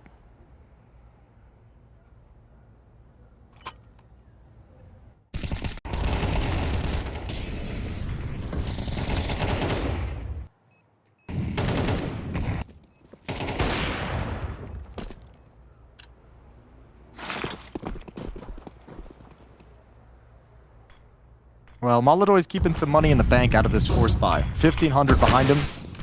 Signal, pure signal, he wants to get the AWP out. Hasn't had it too much, it feels, on this T side. 1-for-1 trade over in middle. Pressure on the B bomb site now. Oh, Fuzi backing up. Oh, missed shot. Under a lot of pressure, FURIA flooding, and there we go. All the kills required there for FURIA to get into the site. You sense the way FURIA's picked up the pace, though, these last few rounds. All the reactions. I think Fallen's saying, okay, we're getting beat tactically on this map when Astralis is being given time to kind of adjust to what we're doing. So let's pick up the pace so everything that they have to work with is our final play. They no longer get to move around the map and be a step ahead because we're just dictating what the finish is going to be right out of the gate. Once again, going back to that B bomb site, a weakness it felt like he was trying to lean on in the early going of this half. He comes back to it, and it's still there. So 5-4. Plenty of money for Astralis to reinvest, though, in the next round, so both teams have money to play with. And not finding a whole lot of success towards the A bomb site, yeah. Relying on All Faithful, that B attack. It was nice because it felt like he was establishing that early as a weakness so they could go to the A bomb site and say, okay, now you have to kind of respect our B hits, maybe have an extra player here, not going to be able to stack the A bomb site all that much. But Astralis has done a good job just being confident in their reads, and the retakes have been very good as well. So FURIA haven't been able to finish at the A bomb site, and Fallen's like, all right, screw the setup, let's just go back to what was working. Yeah, Fuzi not happy about losing that round at all. Frustrated, I think, with a first missed shot, which would have given him an opportunity to play that a little bit differently after the fact. Well, Molodoy was being set up for a boost on that ramp. Not going to get the chance as the smoke comes up and blocks his vision off. It's Ketserato's turn to move through the underpass.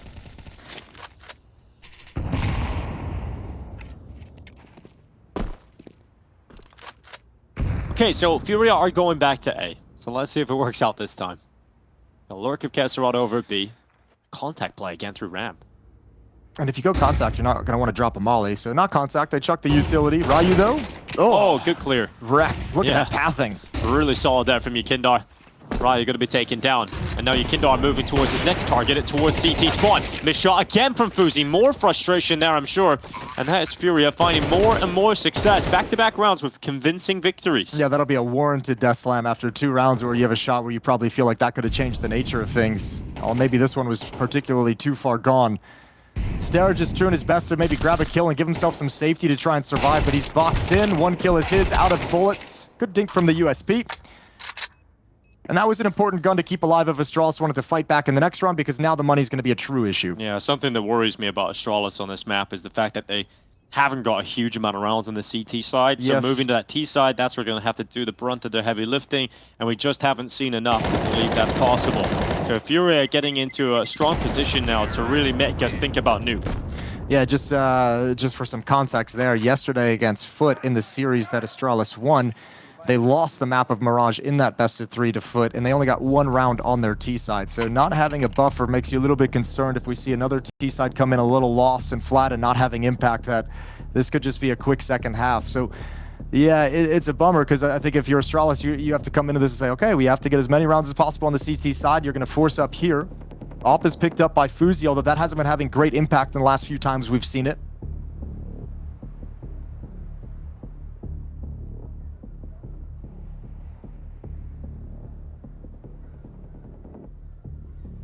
Important to Astralis try and squeak out a few extra rounds here.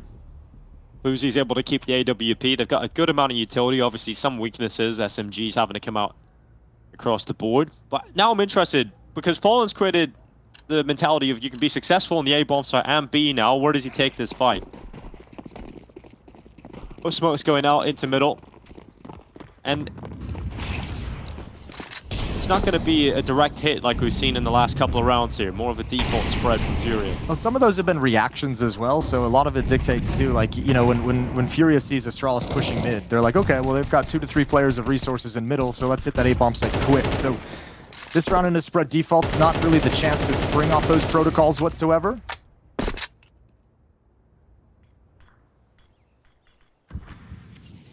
Astralis want to get aggressive towards Palace, it looks. Ryu and Jabbi lining up for a late mid-round push, get some information, shrink the map a little bit. It's a great safety net for late round for an A defender. Got the Palace push, and then you also have this crossfire and connector in short right now. It's looking strong for Astralis' defense so far.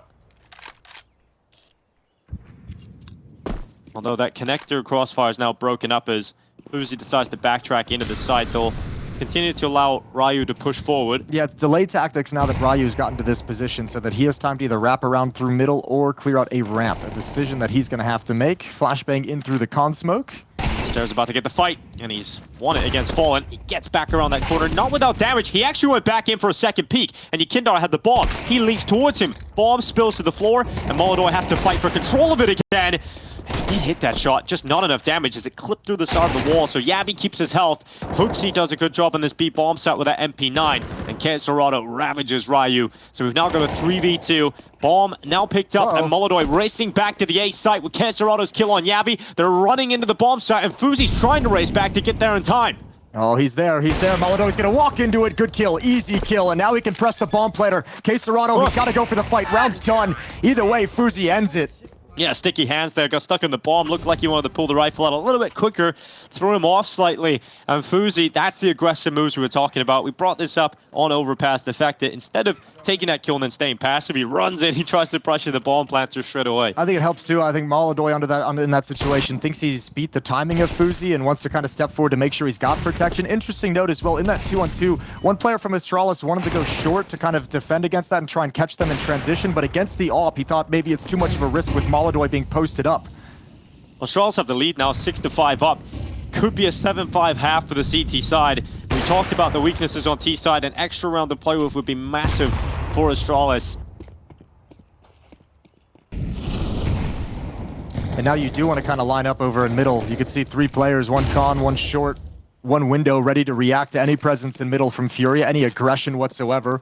Equally, you have 2 players from FURIA on that A ramp. If they do sense a mid push, they can try and take advantage of that out on the extremity. In position to push forward and go for a challenge.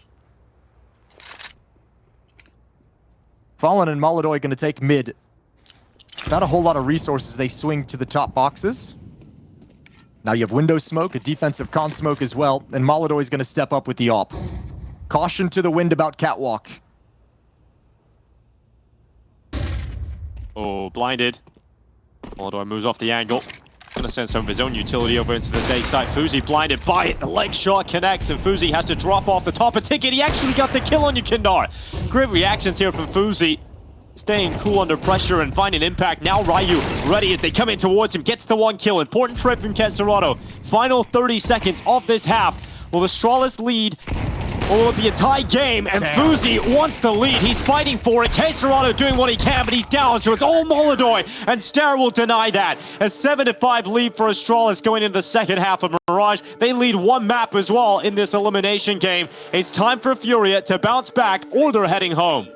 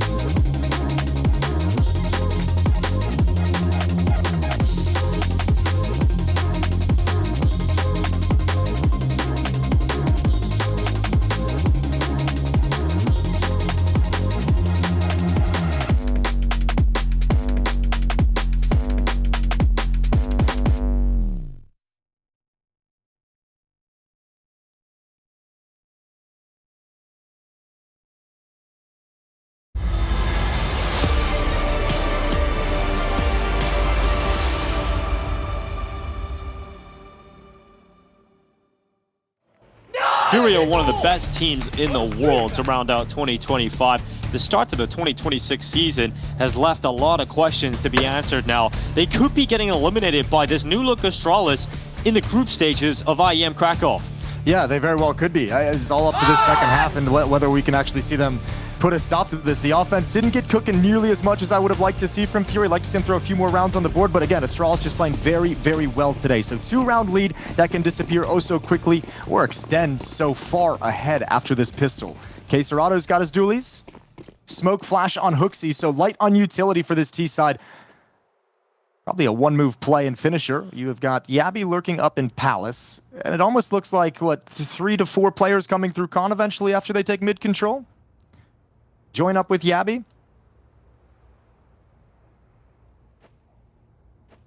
Ooh, getting Ryu up at the window. Don't play on the ledge. Alright, some utility dropping in towards the bottom of connector. Yekindar knows what's up. They come flying by. Good move, but not so good in terms of the aim department. Fuzi's going to catch him. That's Yekindar going down first. So Astralis have the opening kill, now making their intentions known towards the A bomb site as the bomb shifts into position. Yeah, they have all the space in the world. They even clear out deep into CT, although all alone. How does he still win that? Hooksy turns and grabs one, but the kill's coming out for FURIA, and bomb is down. That took a long time to get planted as well for Astralis, so into the bomb site, but Fuzi and jabbi don't have a whole lot of room to work with. They're feeling so suffocated. They're going to make a move, and jabbi is going aggressive towards CT. Fuzi's going to join him. Not all the way. He wants to stay committed. This first fight, and he went out and immediately died, so it's all on jabbi. Tough to see him win this 1v3 here. If anyone were going to do it right now for Astralis, though, it would be jabbi. Guy's been clutch all event long. It is planted for him. It's planted for CT. It's just the issue of multiple targets running around that corner. Too much for jabbi to handle. Great shots from Fallen, pulling them back into that pistol round. FURIA needed that pistol win, and they've got it. Yeah, they seem to prioritize Astralis clearing CT so far rather than getting the bomb planted and getting into position. Like the bomb being kind of dropped out in the open by Ticket, they had control of the bomb site, so maybe felt uncomfortable somehow. Gave FURIA plenty of time to recover.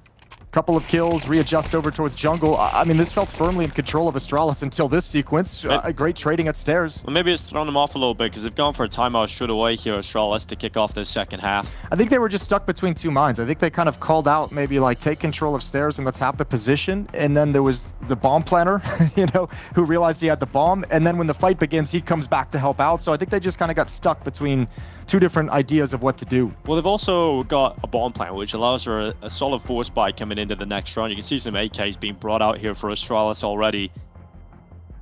We talked about some of the weaknesses of the T side. If you don't win the pistol and you don't win the second round force, then all that hard work needs to be done in the gun rounds.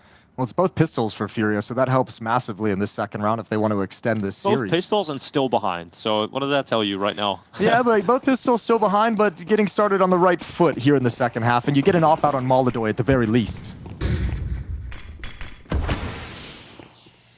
Yeah, that could be a key here in the second half if he can get going with that. Pulling it out straight away. Second round of the second half. Molodoy taking the AWP for a spin. So Astralis have thrown mid-smokes, but they're going to be going heavy B. And Molodoy's op is here. Two defenders with rifles. Molodoy's playing in market. So he's leaning in this direction for exactly this eventuality. Nades landing on Astralis, softening them up. Got Fuzi on that lurk, but Molodoy's off, striking first. Fallen also finding some success with a FAMAS. Damn, dude. And that's Ryu and jabbi gone. It just cancels out any hope there of Astralis getting out towards the site. Yeah, finding some success is an understatement. We mentioned Fallen we wanted to see a little bit better of the anchor work than what we saw in Overpass. Well, he just gave you something there with that double kill. Nicely done, snapping up inside the Molotov as well. You have a pivot point in the middle of the map in Fuzi. But there's no way, for him to have the impact you need to change this round, he would have to be aggressive and he's just being watched and pinned down. FURIA not missing any details here in round 14. So they'll tie things up. Probably the lead as well, right? There's not going to be a whole lot going for Astralis in this next round, especially if they lose this AK-47. Good turnaround of individual performance from Fallen, who really struggled on Overpass. And a couple of impactful moments already in the second half. You know, that pistol round and now in the second round of play. Yekindar hoping he can have a turnaround in the second half. We've been talking about how he's the 7th highest rated player at the entire event. Well, he's really struggling here in this series. Hooksy goes down without a fight. And now Fuzi's stuck. Just a deagle getting caught by Molodoy. So not a single player going down here against the force buy from FURIA. And they can build up a lot of money here as they know they've got a free runway in this next round as well. Yeah, it's a feel-good moment for them to grab control. But we had one of these in the first half. We had one of these in Overpass where it's like, this is the moment now that FURIA has. This is where they should be taking over. Let's see if they can actually capitalize on this one and get a grip on this map in a way that Astralis can't get it back. Looks like Hooksy's having some passionate speech going on there in the comms right now for Astralis. He's feeling the intensity, right? Like after a day where you just put one round on the T side on the board against Foot on this map, like you leave a match like that as an IGL and you feel like that's your responsibility. Like, wow, I called a bad half. So his whole last 24 hours have been him thinking about, you know, this next matchup, how he's going to call it differently. Had to have known, I think, with the weakness displayed, with the kind of win rates that you have on the map, that FURIA was going to head it in this direction. So Huxy's likely been preparing for this all day. Good kill from Jabbi, and actually that's the entire defense at the A bomb site. So the bomb shifted over. Gonna get a plant out of this. Yeah, and if you're FURIA, I like this. Like, be calm, be patient about it. Like, they're going to be buying next round no matter what. So the bonus money, the plant isn't the biggest deal in the world. Don't overreact and lose an extra player early because there's still danger in this round. One more awkward deagle shot, and it's on. Look at all the utility FURIA have to play with as well. So conversation right now as they slide in is where utility is going to be placed.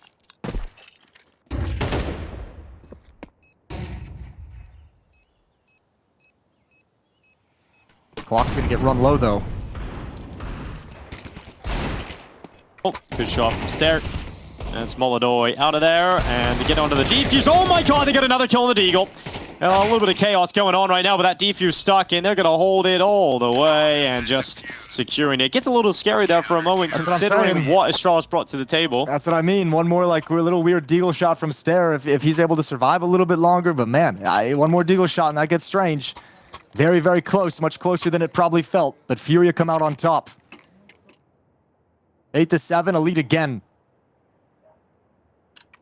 So buys in here for Astralis. First look at what this gun round is going to look like. Now you don't have the op for Fuzi, you're going to be playing full AKs. Window smoke out. Connector smoke tossed through as well. So a lot of utility being thrown out from Astralis early into this round, and quick moves from Stair. Look at that, just barreling through the util, wanting to get involved in this connector duel, which he loses. He got the fight he was hoping for.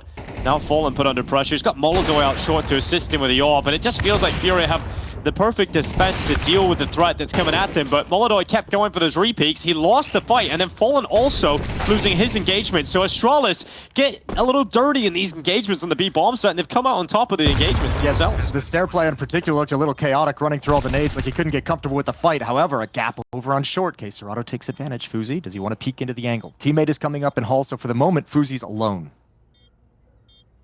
Going into the peak. It's a confident play from Fuzi, and it's worked out for him. So now Yuri's left 1v2, and Fuzi just turns and fights him as well. That's a big turnaround from Astralis. He gets brawly on that B bomb side, and they come out on top. Yeah, 4 versus 5, and you know, Huxy's tried to run something like that a couple of times in this half. Fallen was able to stop it earlier, but not this time. Huxy's able to get the boys popping through off Stairs, death in middle. Great double kill from Fuzi to close things out in the 2v2. A tough clutch, but Astralis keeping things close, 8-8. Not letting FURIA run out to any kind of a lead whatsoever. FURIA really in this series, in the 2 maps, haven't been able to play from the front a whole lot at all. This has mostly been recovery.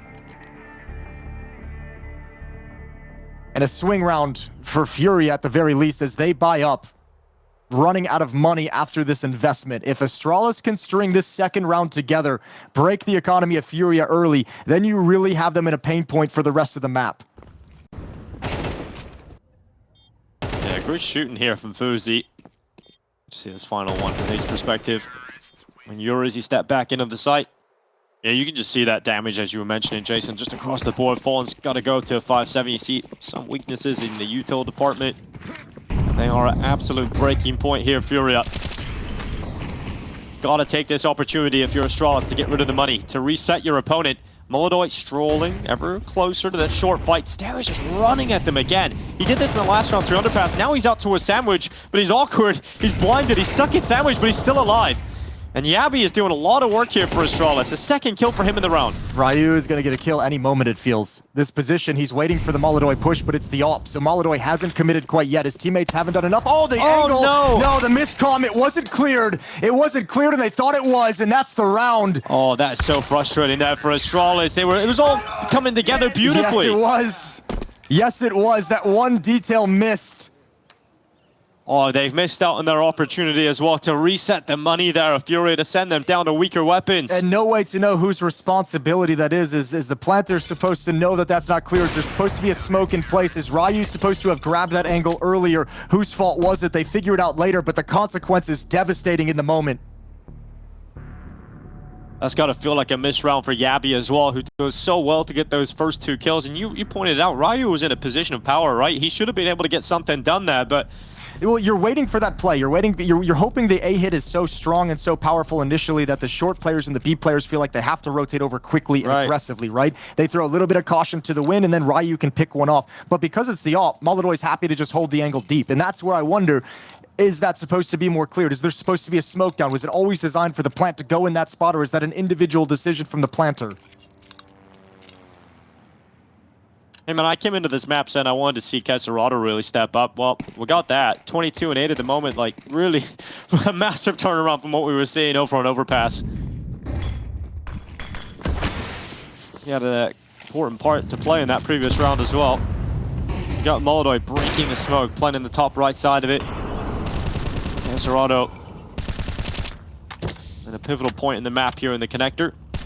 Money's still not great for FURIA, so they're not out of it just yet. But they got one more buy to last through. After this, Astralis is going to have to go to a save themselves. Winner of this round grabs an advantage moving forward into the future. All important round 18. And So Astralis far. is heavily tagged up already. Yeah, right. The damage falling in favor of FURIA. Astralis have got 2 players up in the window, though.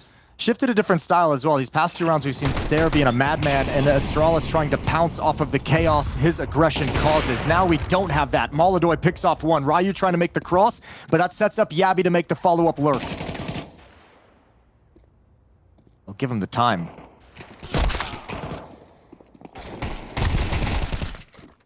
Yuri defending on Yekindar with him. That's 3 quick kills for FURIA. You highlight how important this round is for the swing and momentum. And the advantages will now fall in favor of FURIA. Well, as much as we've talked about, too, the kind of struggles we've seen from Astralis on the T side of this map as well, capitalizing on one of these rounds where you can break the economy of the defense is even more important for a team that has a weaker T side as well. You want those easier rounds. You want them softened up and missing a few things. And Astralis hasn't been able to give themselves that benefit. Still stuck on just 1 round yet again on this T side of Mirage.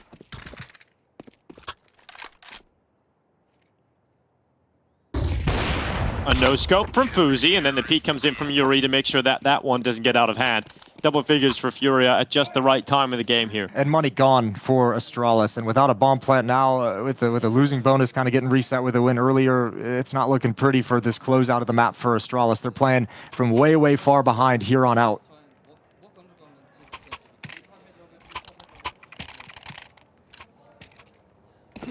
No timeout called. I believe Astralis have 1 left in the tank. Might be waiting for the next gun round to come in. That all-important one to keep FURIA off 12. But for now, Tech9's and Deagles.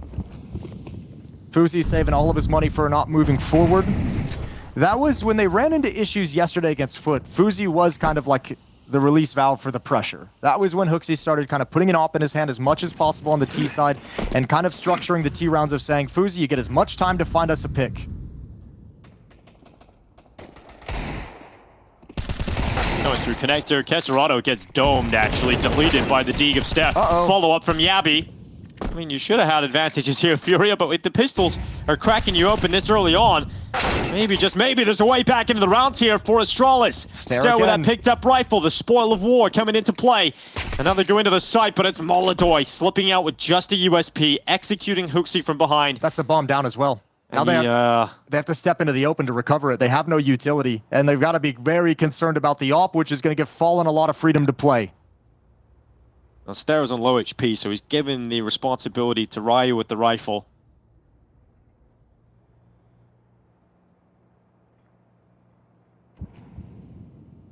Stair will start stepping forward, realizing the recovery mission needs to begin soon to get that bomb back. Yeah, 30 seconds on the clock.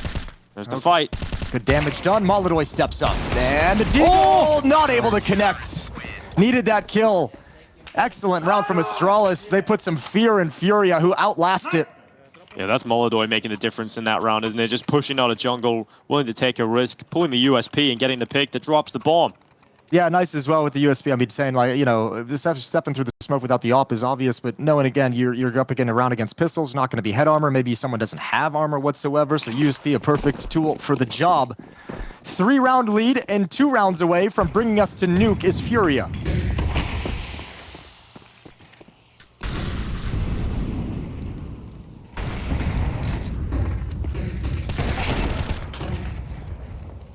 You want to get crazy? I'll sit on the other side of the smoke. Have fun. Kinar underneath the wood, and he's got Jabbi and Ryu. No problem. It's now FURIA getting cut down, and Astralis just don't have enough here in Mirage. Yeah, you can tell. I think they know it as well. That's the first round that gave me the indication that that idea has sunk into their minds as well. That's just kind of going for something simple, trying to be shocking rather than tactical, trying to catch them by surprise. There's a sign that at the tail end, the playbook isn't there yet on Mirage for this new Astralis roster. So FURIA avoiding elimination in a 2-mapper, forcing us to nuke as the third and deciding map.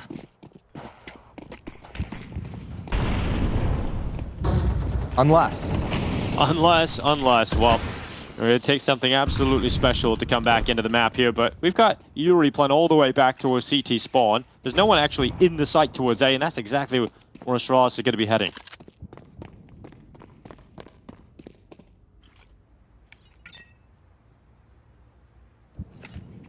Feels like Hooksy's shifting over towards the B bomb site for this misdirection, but I don't think they've had enough. I know they haven't had enough success for any misdirection to really play out. No fake is going to have an impact, so let's see how Hooksy plays this. Meanwhile, you already have Molodoi kind of investigating the map with an AWP, as crazy as that sounds, but he's going to do it. Pulled 2 defenders. Molodoi is wrapping around through T-spawn, so he'll have a fast flank. This fake isn't going to do anything to fool him. If you find Yuri quickly and efficiently, you can have a chance. But Molodoi's coming in fast. Oh, takes a while, but Yuri gets the kill. He will be traded out. Molodoi, as you mentioned, is on that flank already at the ramp. On the backside with the AWP. Just in time as well to be effective. Goes into the second peep, but Ryu's killing everybody. That's 3 kills for him in the round so far. Kesserado also going to go down inside a connector, and Astralis have a little bit of life left in them yet. Okay, all right, might have spoken too soon. Nice round from Astralis.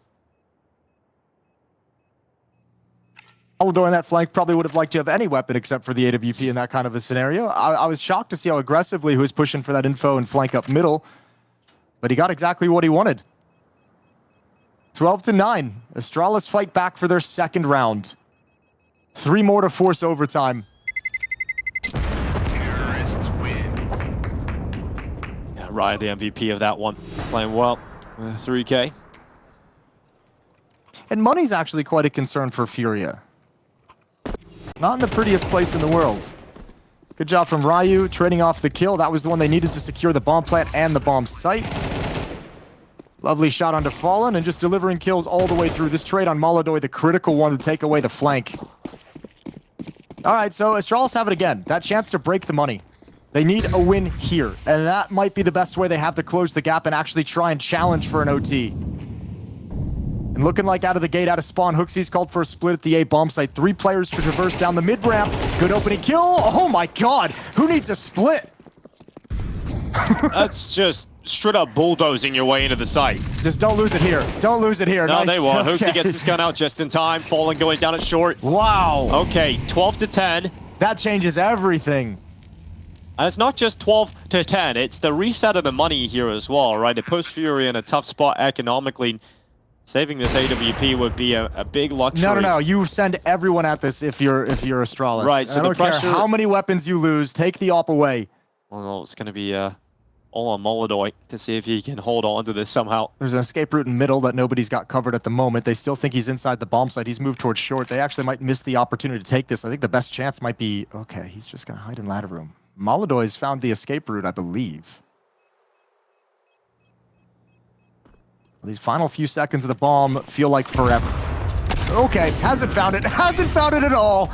Oh, they said if you're not in the B bomb site, likely ladder room. Double nade, never saw it coming. It's gotta feel so rough. You're like, oh my god, I'm actually about to get down to the next round with the AWP. Suddenly, 2 grenades appear. Bang, you're out of there. And no mercy to FURIA. As suddenly, Astralis have some life here on the T side of Mirage. Yeah, where did this come from? It's been a struggle fest the whole way through. Now they've taken away all the weapons, all the money. 4 USPs and a P2K.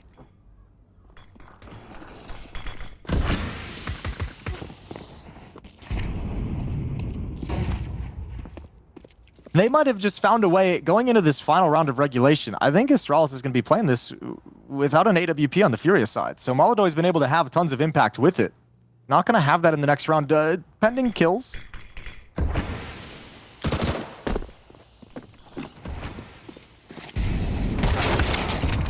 Okay. Well, first kill goes the way of Fallen, then Caserado. Okay, thank you for God for Hooksy.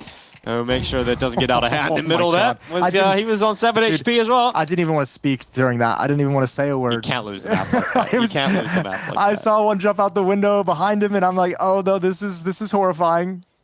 All good. Recovered. Last round of regulation. Okay, everyone take a breath. 12-10. Final round, final timeout called by FURIA to discuss what they can scrape together with the economy that they're working with. 4,800, 5,400 on Case or on Yuri, excuse me.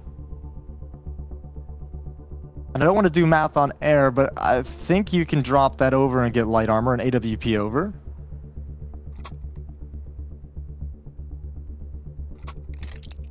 So they're going to have plenty of M4s.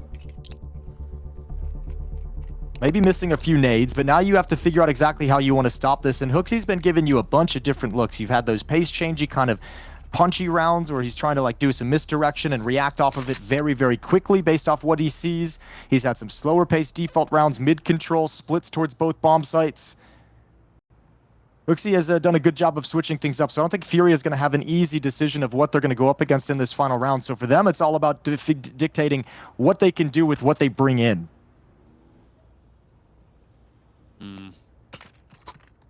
There's a tech issue. Yeah, just as Astralis are riding the high.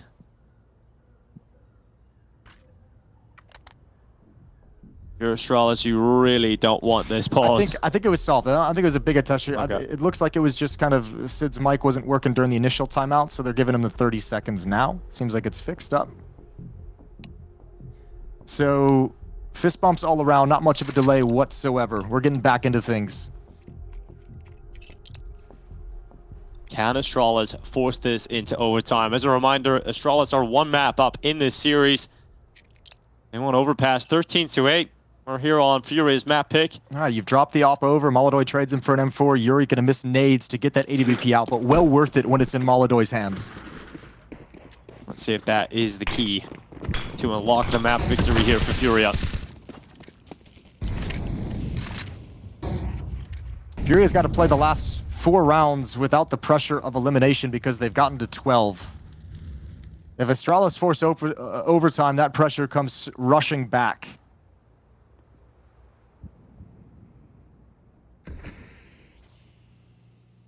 Quiet on the map, nobody wanting to get caught off by anything cheeky, any cheese aggression. Both teams content to play standard default rounds. And FURIA is bringing forces towards middle, setting up a trap. Ladder room and short, connector and window room. 4 players around this section of the map ready to react.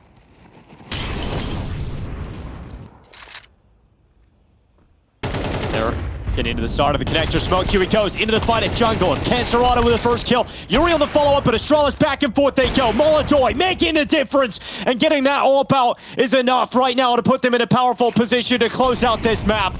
Astralis fight hard down to the final round of regulation, but it looks like Molodoy has just done enough off the back of the triple box.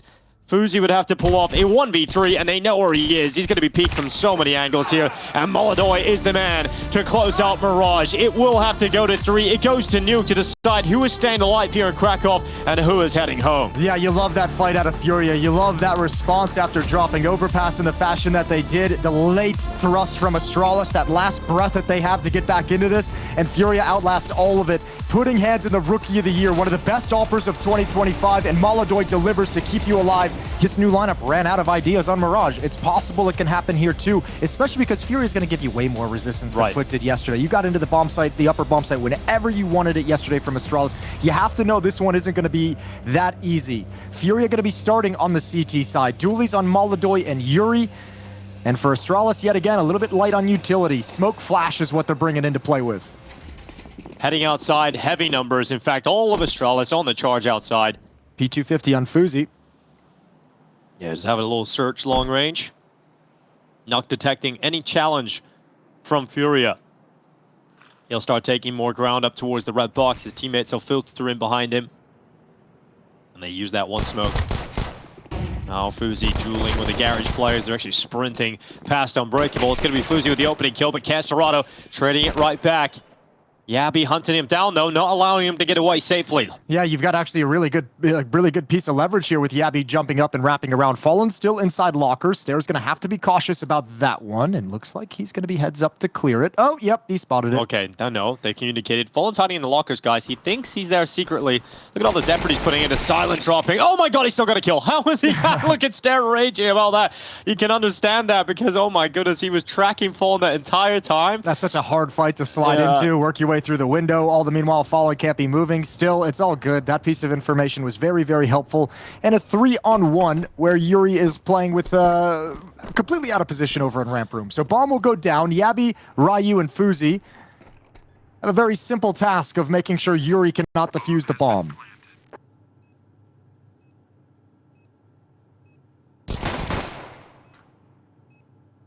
Gets a lot easier now. Know exactly where he is. Nothing for Yuri to do. So pistol round for Astralis, getting started on the T side. And again, if you have that question, if you have that in your mind of like, can Astralis actually do this on Nuke?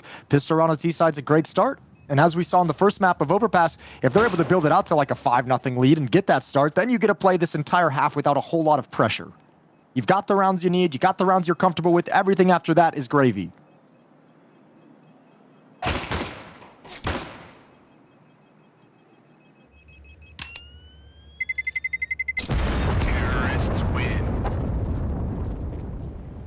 Let's see if they can roll with this, Astralis.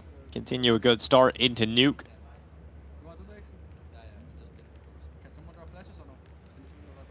I mean, if FURIA does call this Astralis team into the playoffs of Kraków over FURIA, I mean, it shows another string to his bow, right? I mean, you're talking about FURIA as an in-game leader who's won some of the biggest trophies in Counter-Strike, who was out of the game for such a long time. Comes back into this, into Astralis. He gets them into the final in the first 2 tournaments he plays in. Obviously a dip in performance, but how quickly he's getting this team into order is really impressive. Well, I think what's odd about it is, you know, we'll hold the phone. We'll get into that conversation a little later because it looks like we're about to execute this hit. Jabbi chucks his smoke out towards Khan. They're going to run right through the Molotov as it exchanges. They're so blind though. Actually, okay, advantage FURIA after the initial exchange. Stair running in. Good kill here in the Mat 10. Molodoi is going to be cast aside, but how have FURIA found themselves in a better situation here? You've got your Kinder on an AK-47, and Stair is so low. This is panic stations for Astralis because the bomb isn't in their possession. They've got to walk out into that site. It is so hard now to see a way in which Astralis win this round all of a sudden. I think the only benefit they have is that there was no investment from FURIA. As weird as that is to say, but there's no armor on any of the FURIA players. So yeah, you've recovered an AK-47. That can be dangerous. You've recovered a Mac 10. But if you get tagged first, it's going to be hard to control that aim and able to find the kill. And that's at the moment what Astralis is hoping for. However, I think because they gave up their positions after the trading, they're now playing without information. I think they've actually put themselves on the back foot by not trying to keep the pressure up in that moment. Sure, FURIA know you're going to challenge, but at least you know where they are as well. Now you've given them the time to explore the map, and Fallen can have a knife kill. Around the back, look at this, Fallen.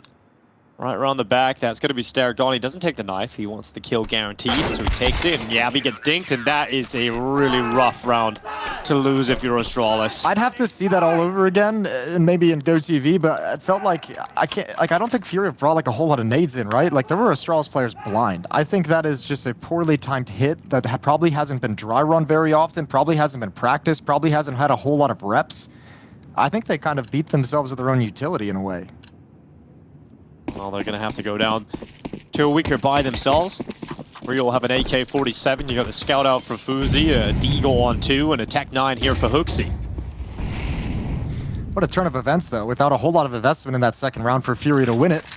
Yakinder's now got an AK-47 and 4,000. Molodoi's now got an AWP and 3,400. So Astralis, that second round loss has made this game much, much harder than you would ever want it to be. Molodoi with the opening kill. Kindar to be traded out. And Molodoi connecting, but has to go back for a second shot to confirm the amount of damage required to actually remove FURIA from the server. And Caserado holding on. Good double kill. So this buy back from Astralis does nothing. And despite losing the pistol round, it is FURIA who are going to end up getting a better start here. Man, it's going to be so hard to play this half when Molodoi has an op and money starting in the third round. Yeah. Like, let's see how this half plays out. But Astralis, if you can't take the money away from FURIA and you're just playing Molodoi with an op each and every round of this half, whew, that's the stuff of nightmares. So let's sit back on Glocks, but I mean, I think they're further back than 2-1 or even 3-1 would suggest, just based off of Molodoi having this kind of economy. That USP win for FURIA just works wonders CT side Nuke.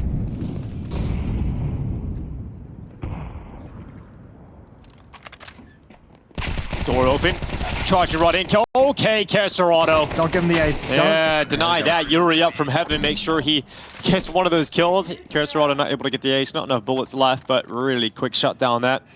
At least Astralis is giving us a luxury of not having to sit and watch them stroll around with Glocks. You know, getting that round That's true. They were kind about it. Merciful to us as viewers. Nice little mow down from Caserado. Looking good with the one mag. Hooksy making sure he can't complete the ace. 3-1.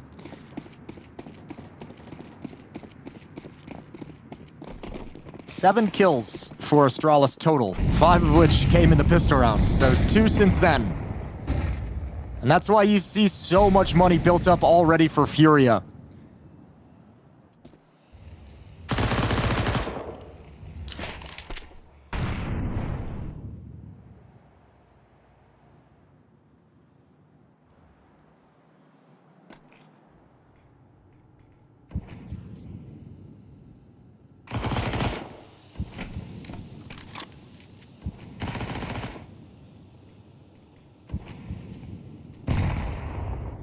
Hooksy's going to line his team up for this upper hit.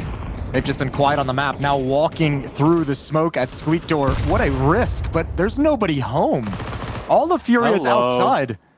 Yeah, so Astralis have the ground, and then suddenly Yuri's like, uh-oh, they're all in the site! Okay, he's gonna communicate that to everyone.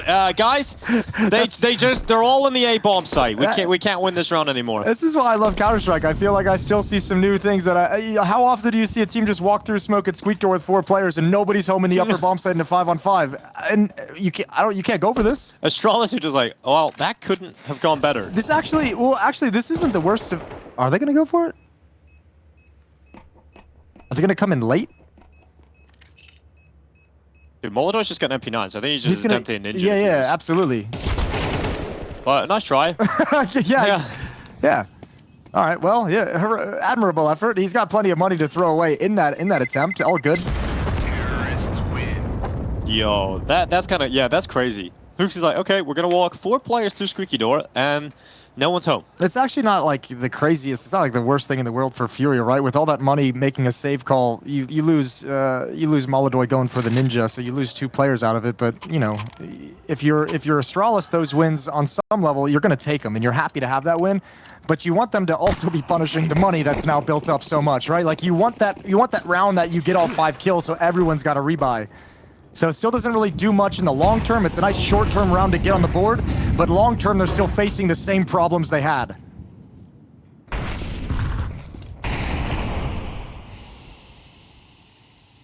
All in. That nade blown open, and yep, that's a double target taken. Jabbi and Ryu both take it away. Stare to respond with 2 of his own. Headshots right back in. And we've got Yuri making his way into the lobby. He cuts through Fuzi, and going again. It's Yuri on the follow-up, leaving Stare in a 1v3, backtracking all the way. So Astralis have just been cut open pretty much at the start of the round. That's a good look for FURIA as well. I mean, that's them saying we're going to take some educated risks. And, you know, those are things we didn't really see on Overpass. Didn't really see too much on Mirage. Maybe coming into this map, they found their game a little bit more, found that attitude. But Yuri coming through the smoke when he realizes Fallen's got an engagement. He's got 2 kills. There's at least 1 more player there. Take the risk. Comes out on top. Stare an impossible situation to be in. Oh, yeah. Quiet, then a little louder. So ends up... All right, some loud calls coming through here. I believe that's from Sid, the coach, standing behind him. But timeout here for Astralis. Things have stalled out. Yeah, it really has. We mentioned it's not going to be as easy to get into that upper bomb site today, so we've seen one bus kind of go awry. Really just kind of... this whole half, it feels like, or at least like the next 3 rounds, it feels like is all going to be about Astralis. They're still trying to recover from that second round loss. They're still trying to recover from losing to those USPs. That's what this entire half is. If they can't do that, Furia is just going to run away with it. Maybe you trickle in an extra round here or there.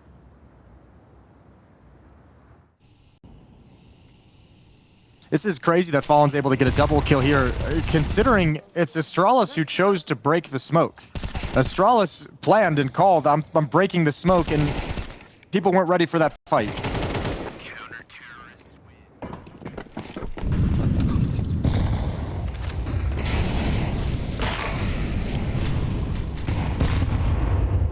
Molodoy, he's looking down through the squeaky door. He's going to catch Hooksy just jumping around.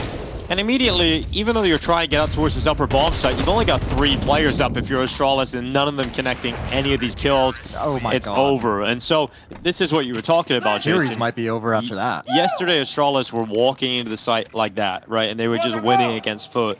They're trying against Furia. They're just getting blocked before they even start their attack. And that's what's scary, because now you have the additional problem of Furia starting to really disrespect you and getting disruptive. You've had the round where Yuri just pushed through the smoke and Hut and kind of backstabbed you in lobby. Now you have Molodoy in your face over at Squeak Door. You can't execute the rush out Hut whatsoever. Furia is going to be disruptive for a team that just doesn't have enough experience together, which is why I like seeing Furia bring this kind of philosophy out. Like, what are you going to do if you're Astralis? You don't have the experience together to overcome this.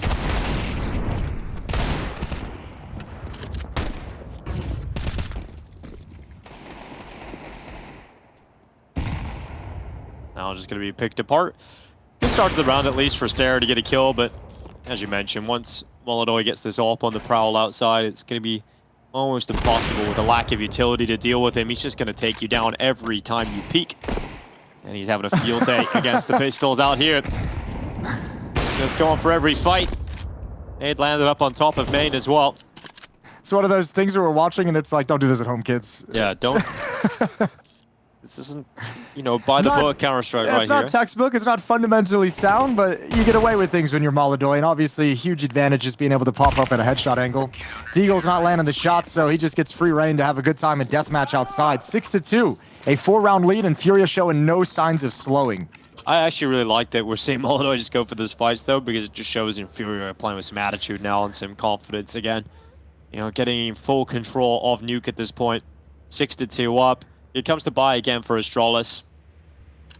Last buy round ended within the first couple of seconds. Yeah, the aggression from Furia pretty much told us exactly where that round was going to head, and indeed it did. Molodoy this time going over to ramp room with the AWP, going to drop some utility. Wants to get the aggressive stance with the op corner around the Molotov and slipping in behind it. Yeah, Molodoy moving up, confident, aggressive.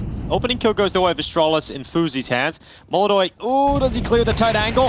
Oh, he gets a kill, but he can't get away. Jabbi was tucked into the spot. Rio's going to be a little bit disappointed there, obviously, but a 4v3 for Astralis to play with. Let's see if they can get a 3rd round win. Oh, is Jabbi going to pressure this? Nope, just dropping the flashbang, hoping it blinds somebody on the other side. Backs away from ramp room. Outside we go, as there's some map control with Stare in secret. And Astralis going to be patient with the man advantage.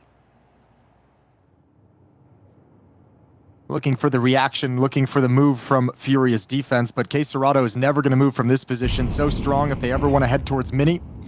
Biggest problem for Astralis, or excuse me, for Furia is not having knowledge of the lower bombs. Oh, get wrecked. That's just a good little tap from Hooksy. Going for another one at range on Fallen. Drops into 60 HP, and Hooksy's going to back away. One hell of a way to get your first kill. This is where it all goes right. From here on out? Yeah. Okay. Hooksy turns around, becomes the Giga Chat now. And comeback begins for Astralis. Although the 3rd round is here. Let's see what Yuri and Fallen can do. Can they unravel it in any way? Because that Heaven Peak comes up, and Fallen gets his eyes to it, but he's lost his teammate. And now Fallen's going to deal with a threat. Oh my god, he was killing everybody, wasn't he? Fallen nearly gets to it. Oh my god, a sigh of relief for Astralis. Fallen nearly gives them the business. Yeah, they really does. Just back and forth, man. And they came right at him as well. Came to the stack. You even had a little bit of information. Great sequence from Fallen, showing things off. 2 different fronts to the fight. Always looking for the follow-up peak. And they almost sell that round. 6-3. And that's the kind of round you, well, You know what? I'm not going to say that. I was going to say that's kind of round you want from Astralis in terms of taking all 5 players out, but you lose so many at the end of it. It was looking like the round they wanted up until Fallen got involved, and now Molodoy's picking one off as well. Yeah, right back to an opening kill here for FURIA. Too many ideas, I think, on this CT side to open up these rounds from FURIA. Astralis can't handle all of it. Outside smokes deployed. Molodoy can see over the top of them. If you cross red, which you should not do with these smokes, and they know that, so they're going to be making their way towards Garage, a little bit closer to those smokes. And then Molodoy realizes that gap, so he's now watching for it. Will Stair get a favorable timing? Looks like it. Molodoy's been pulled away because Jabbi's making contact in ramp, which frees up Stair, and he's going to move through the back lines. Perfect work from Astralis across the board there. Yeah, great piece of teamwork on other sides of the map. Way to work in tandem in 2 different locations. Molodoy still holding the line, though. Hooksy's not going to be able to slide into it and be fast enough. 4 on 3, man advantage, and look at the utility for Astralis.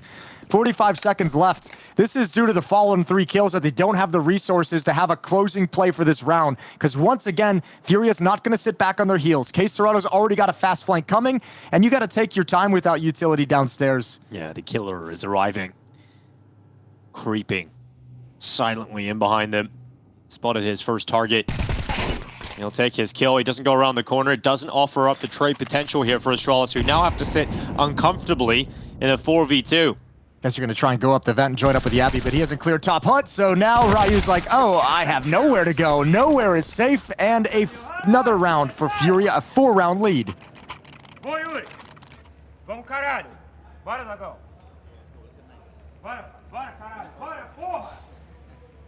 Well, we have for Falcons such coaching lines such as nice Ilya, nice Maxime. True. And for FURIA, we have Oa Corrado. I think both are solid. Both are very solid. Yeah, good selections. There's more base and punch, I think, to Sid's. Yeah, a little bit. But you can flare. put a lot of different emphasis on nice Ilya, you know? You could change that up. The emphasis can be in different places. True, you can be sarcastic when he makes a mistake, right? True. Nice Ilya, he messed that one up. You know, there's a lot of ways you could take that too. Really go to coaching in terms of those lines. We've got Yakindar on the hunt outside. He's found Hooksy. Uzi's only got a knife in his hands. Now he's got a deagle. He's looking for it. I feel like we've seen this round play out a number of times where it's like Molodoy's like, yeah, I'll play outside. This is like... Yeah, give me these kills. Give me as many kills as I can get. It's like duck hunt. It's just like shooting. Okay, maybe not. Molodoy hunt. Fuzi with the deagle. Led to the head. Now Molodoy's dead. Jabbi's turn, and Yakindar and K-Serато with some success, leaving Fuzi on the red box, and he's going to be taken down at range, no issue whatsoever.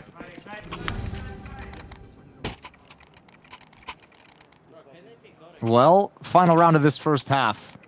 FURIA just dominant as they've scaled up throughout this series. It's cool to some fantastic falling from Hooksy and some fantastic play from Jabbi. Great game at the Mirage to come out on top right at the tail end. Here gets fully up and making sure Astralis never gets started.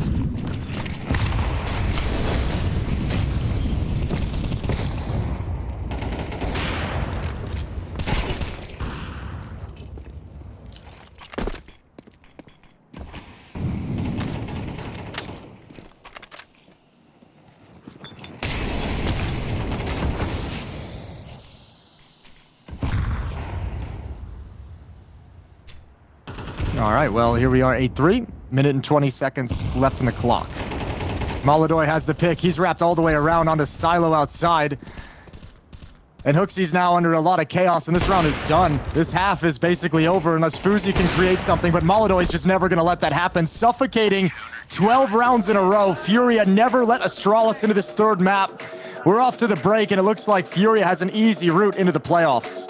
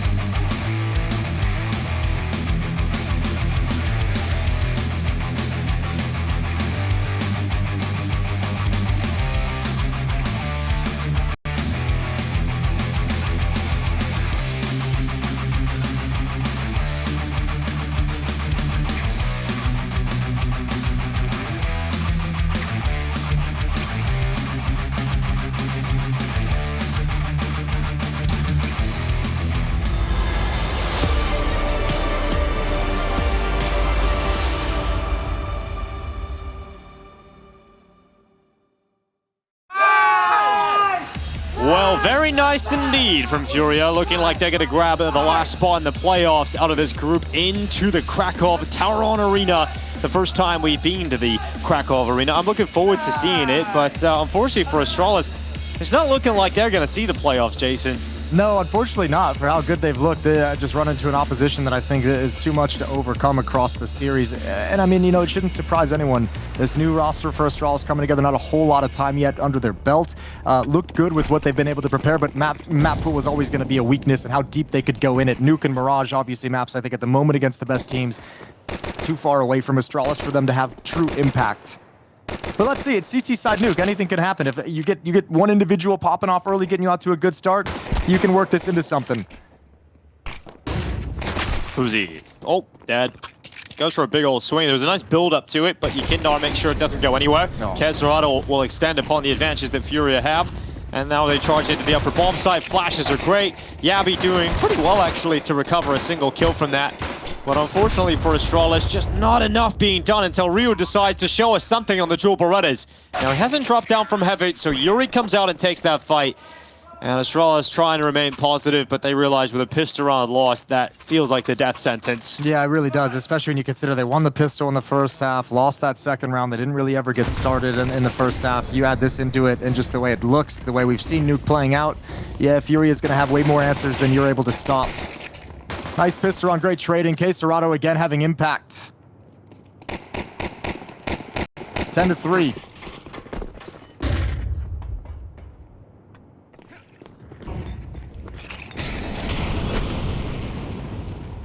But I think at some point, you know, it's good to look at what Astralis has established, right? They have a team where it feels like everyone seems very comfortable in the roles. I think you've established that Jabbi's finding some of his top tier form again, so he can start working his way back into being a world-class player. Stare's still delivering for you and still doing the scrappy kind of blue-collar jobs. Very impactful in that. FUZI with the AWP has shown some very good things. I think you're going to be happy and decent enough with Ryu and how he's shown. Hold the phone. Can we have another back-to-back USP trade back round? Okay, there's the 2-on-2. There's no way. There's no way? None at all? With that smoke down? Okay, yep. No, Hooksy 5-7. We know it's a great gun. Let's see if Hooksy can make it work. Can they give him a small chance? But Molodoi makes sure the FURIA can sit back and breathe. Yeah, nice job from FURIA not letting that one slip away. But yeah, there's all those positives for Astralis. I think obviously also establishing Overpass is a very good map in your pool that you can have a map that like not too many other teams have established that they're world beaters on in any sense. So I think there's some cool things for this Astralis lineup to build upon after Krakow. Absolutely, they're at stage one of the building process, and the fact that you're here. You know, you at one point you were one map away, or still are one map away from the playoffs in Kraków. It seems like that's a very long way off, but you know, positives to take away, absolutely, and I'm looking forward to seeing the rest of Astralis for this year. I mean, when you consider they beat Foot, who's another promising up-and-coming team on the rise, Paravision, who just won a trophy, it's not a bad event from them whatsoever. Good kills outside, Stare with a double, and FUZI adding one through the smoke means that Astralis, or excuse me, that FURIA attack goes nowhere. Yeah, so you have to sit back here a little bit longer. Kesserado and Fallen. Oh, Fallen getting dinked as well. On the way down towards Secret, so very low HP on Fallen. Forward to his name. I guess in this kind of scenario, you know you're not going to win the round if you're FURIA, but how many players from Astralis can you take down with you?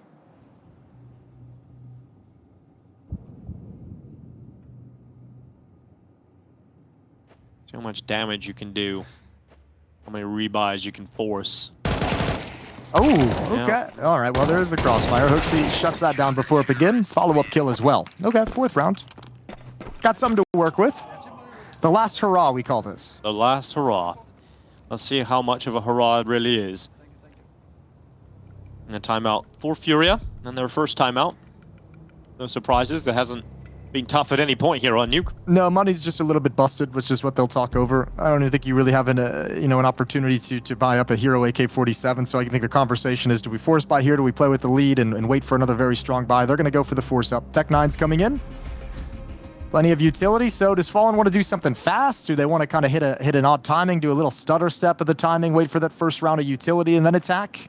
A couple different options, but it's going to be fast and aggressive whenever it does come out, whenever they pull the trigger.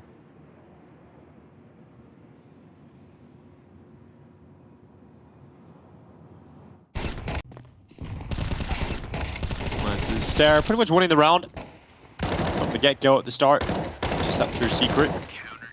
And Hooksy handling the final two, but the way FURIA have been playing on this final map, a round like this, you can't count them out with Tech9s and a good amount of utility. So they're going to try and be a little quick on the pounce with the initial wave of util in towards the upper bomb site, but holding on for that second layer to come through. So flashes through the skylights and FURIA get pinned against the wall. So Astralis handle that quicker play through the A bomb site, and it'll be a 5th round. Okay, we're going to close the gap a little bit. 11-5, and then FURIA goes for a full save. It's good standing to get up to 11-6 before the next buy round comes in from FURIA. One more gun round win for Astralis, and they're kind of right back into things, right back into the swing of things. Still far back, still a long way to go, but that's a nice solid round where you don't lose a whole lot either, so you could build up some money and some confidence behind you.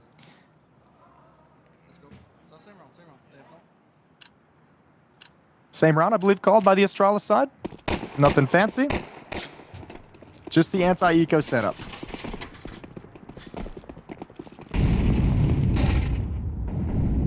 Deagle for Molodoy, give him a go, see what he can find outside.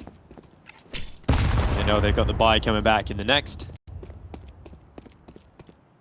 We'll see what Fallen is cooking. Kesserada going away first. Yeah, this round will be Fallen not even really paying attention to the Counter-Strike, right? He's thinking in his brain what he wants to call for the next one, how he wants to get this team into a win.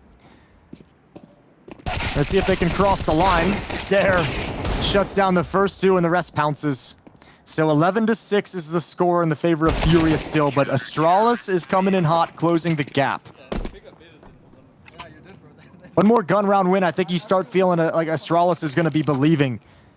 And then if you could add on top of that, perhaps the AWP of Fuzi getting going, then all of a sudden you have something to work with. So trying to make this comeback happen right at the end of this series when it felt like they were most down and out. 5 rounds away from FURIA's lead. 4 AKs, 1 Galil for FURIA. Molodoy having to play with the Galil. Cross smoke thrown out. That's the only smoke going outside for FURIA right now.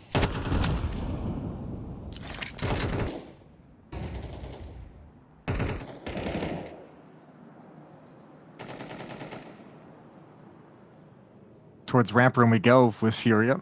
No one's outside, but they want to set up the cross smokes regardless. Stare takes a peek behind a flashbang, sees nothing. Yakinder's just going to be a lurk, a very slow lurk, while his teammate works towards ramp room and holds on towards lobby. Defense hasn't shifted much yet. It's Ryu on the defense. Yeah, Ryu's going to hold on. Great double. Oh, they all line up. He mauls FURIA as they try and get out of the ramp room. And that is a massive overperformance from the young man. He's had a quiet map here as well. That's going to feel good, as it puts Molodoy on 21 HP alone in a 1v4. Yeah, what you going to do now? Fuzi, shot gets baited out.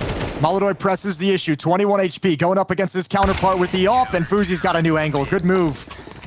All set up by the rookie of Astralis with a triple kill, almost quad kill, and another dominant round for Astralis. And now all of a sudden, looks like FURIA's hitting a brick wall. Yeah, really composed, holding on to the ramp room there. Okay, Tech9's out. FURIA having to taste that sting of having to go to lower tier weapons again. Very likely we see Astralis go up to 8 rounds, and that gap is closing rapidly. Key is here as well. Fuzi's got that AWP in play.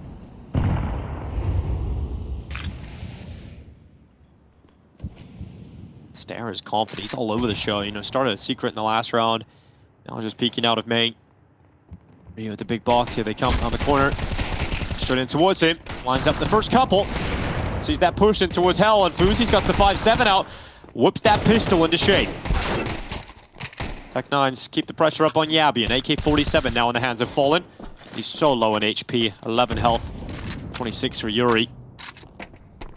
And that bomb dropped in the ramp room.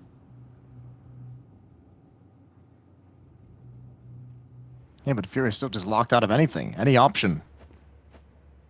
Man, I like this tenacity out of Astralis that we're seeing, obviously, closing the gap.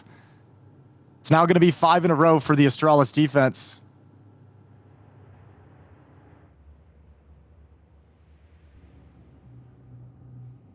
No chance for a bomb plant. And I mean, while FURIA's waiting patiently, they're saying the only way they get back in the round is if Astralis make a mistake and come hunting for him. They know it's not going to happen. Now you just got to make your move.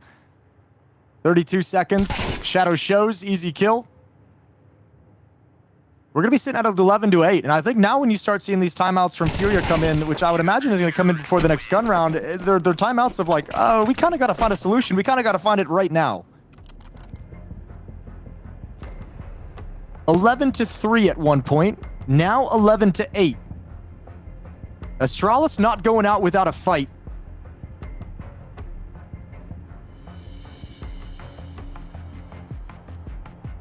Burning another timeout here, FURIA.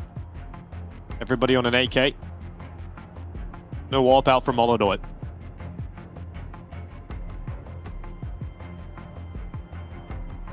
All right, so heavy comms from Molodoi as well.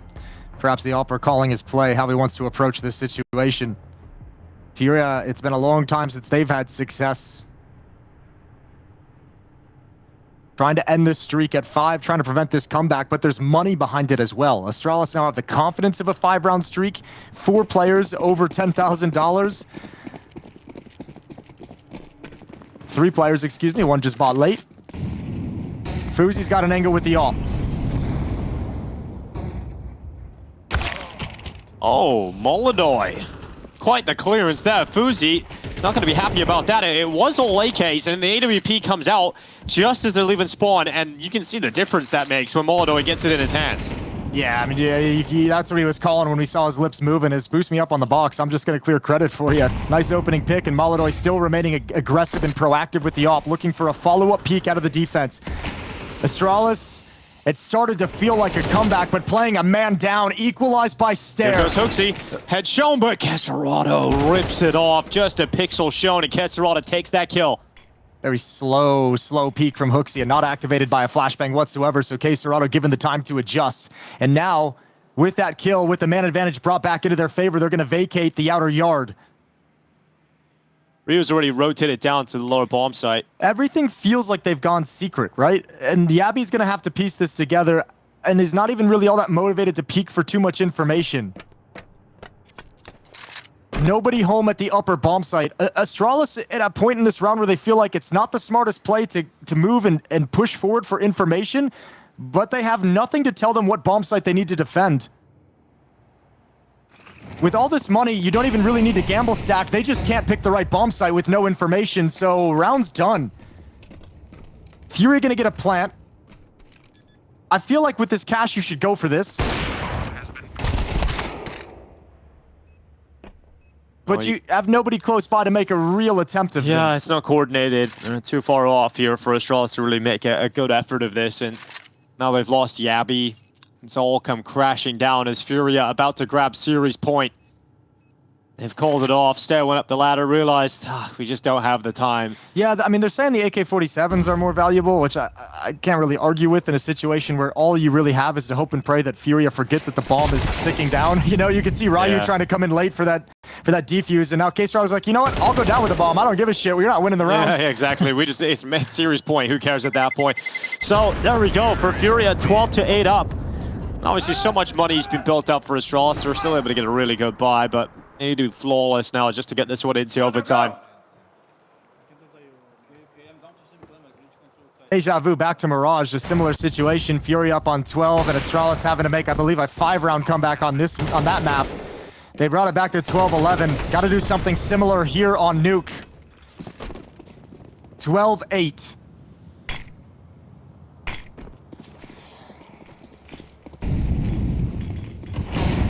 Quick from FURIA outside. Not with everyone. Just your kid Dart getting involved in the fight. He's already up at red. Hooksy and Fuzi taking a little bit of damage here as Fuzi moves into position. No, not dissuaded after the previous round getting picked off by Molodoi. He doesn't care. Full confidence, goes back into another aggressive stance over in lobby. Good information with that deep angle. However, FURIA has already progressed across the smoke wall. One player holding onto the secret stairs. Their tactic, their strategy coming to fruition, but with the angle, with the position in door room, Astralis have a ton more information this time. So you're seeing the early shift downstairs of Ryu and Jabbi.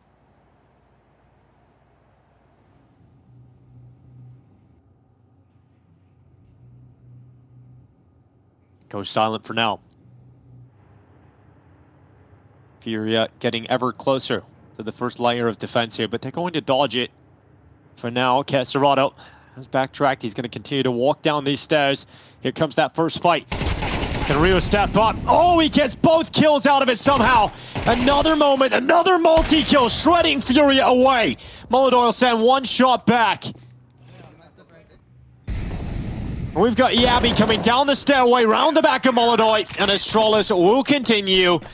It's another big moment from the young man here at Astralis. That's a couple sequences at the rookie that he's delivered triple kills, and the other one over towards ramp to start this campaign of a comeback. FURIA's doing him the benefit of, really one by one. No flashbang that time. They wanted to be contact, wanted to be sneaky the whole way instead of chucking the flash from far back. But he's been able to get multiple triple kills with ease as they swing into his position. Third and final from FURIA. Timeout taken. That loss sends their money back to just the Tech 9 territory. So now, not wanting to risk everything, willing to play with this 3-round lead, have a dangerous round with Tech 9s, get another full buy in the next one, and see what happens from there. Actually, if you know what, fair play. I take back that analysis. Those two guys swung pretty darn well together. That's just great from Rio. That's just great, yeah.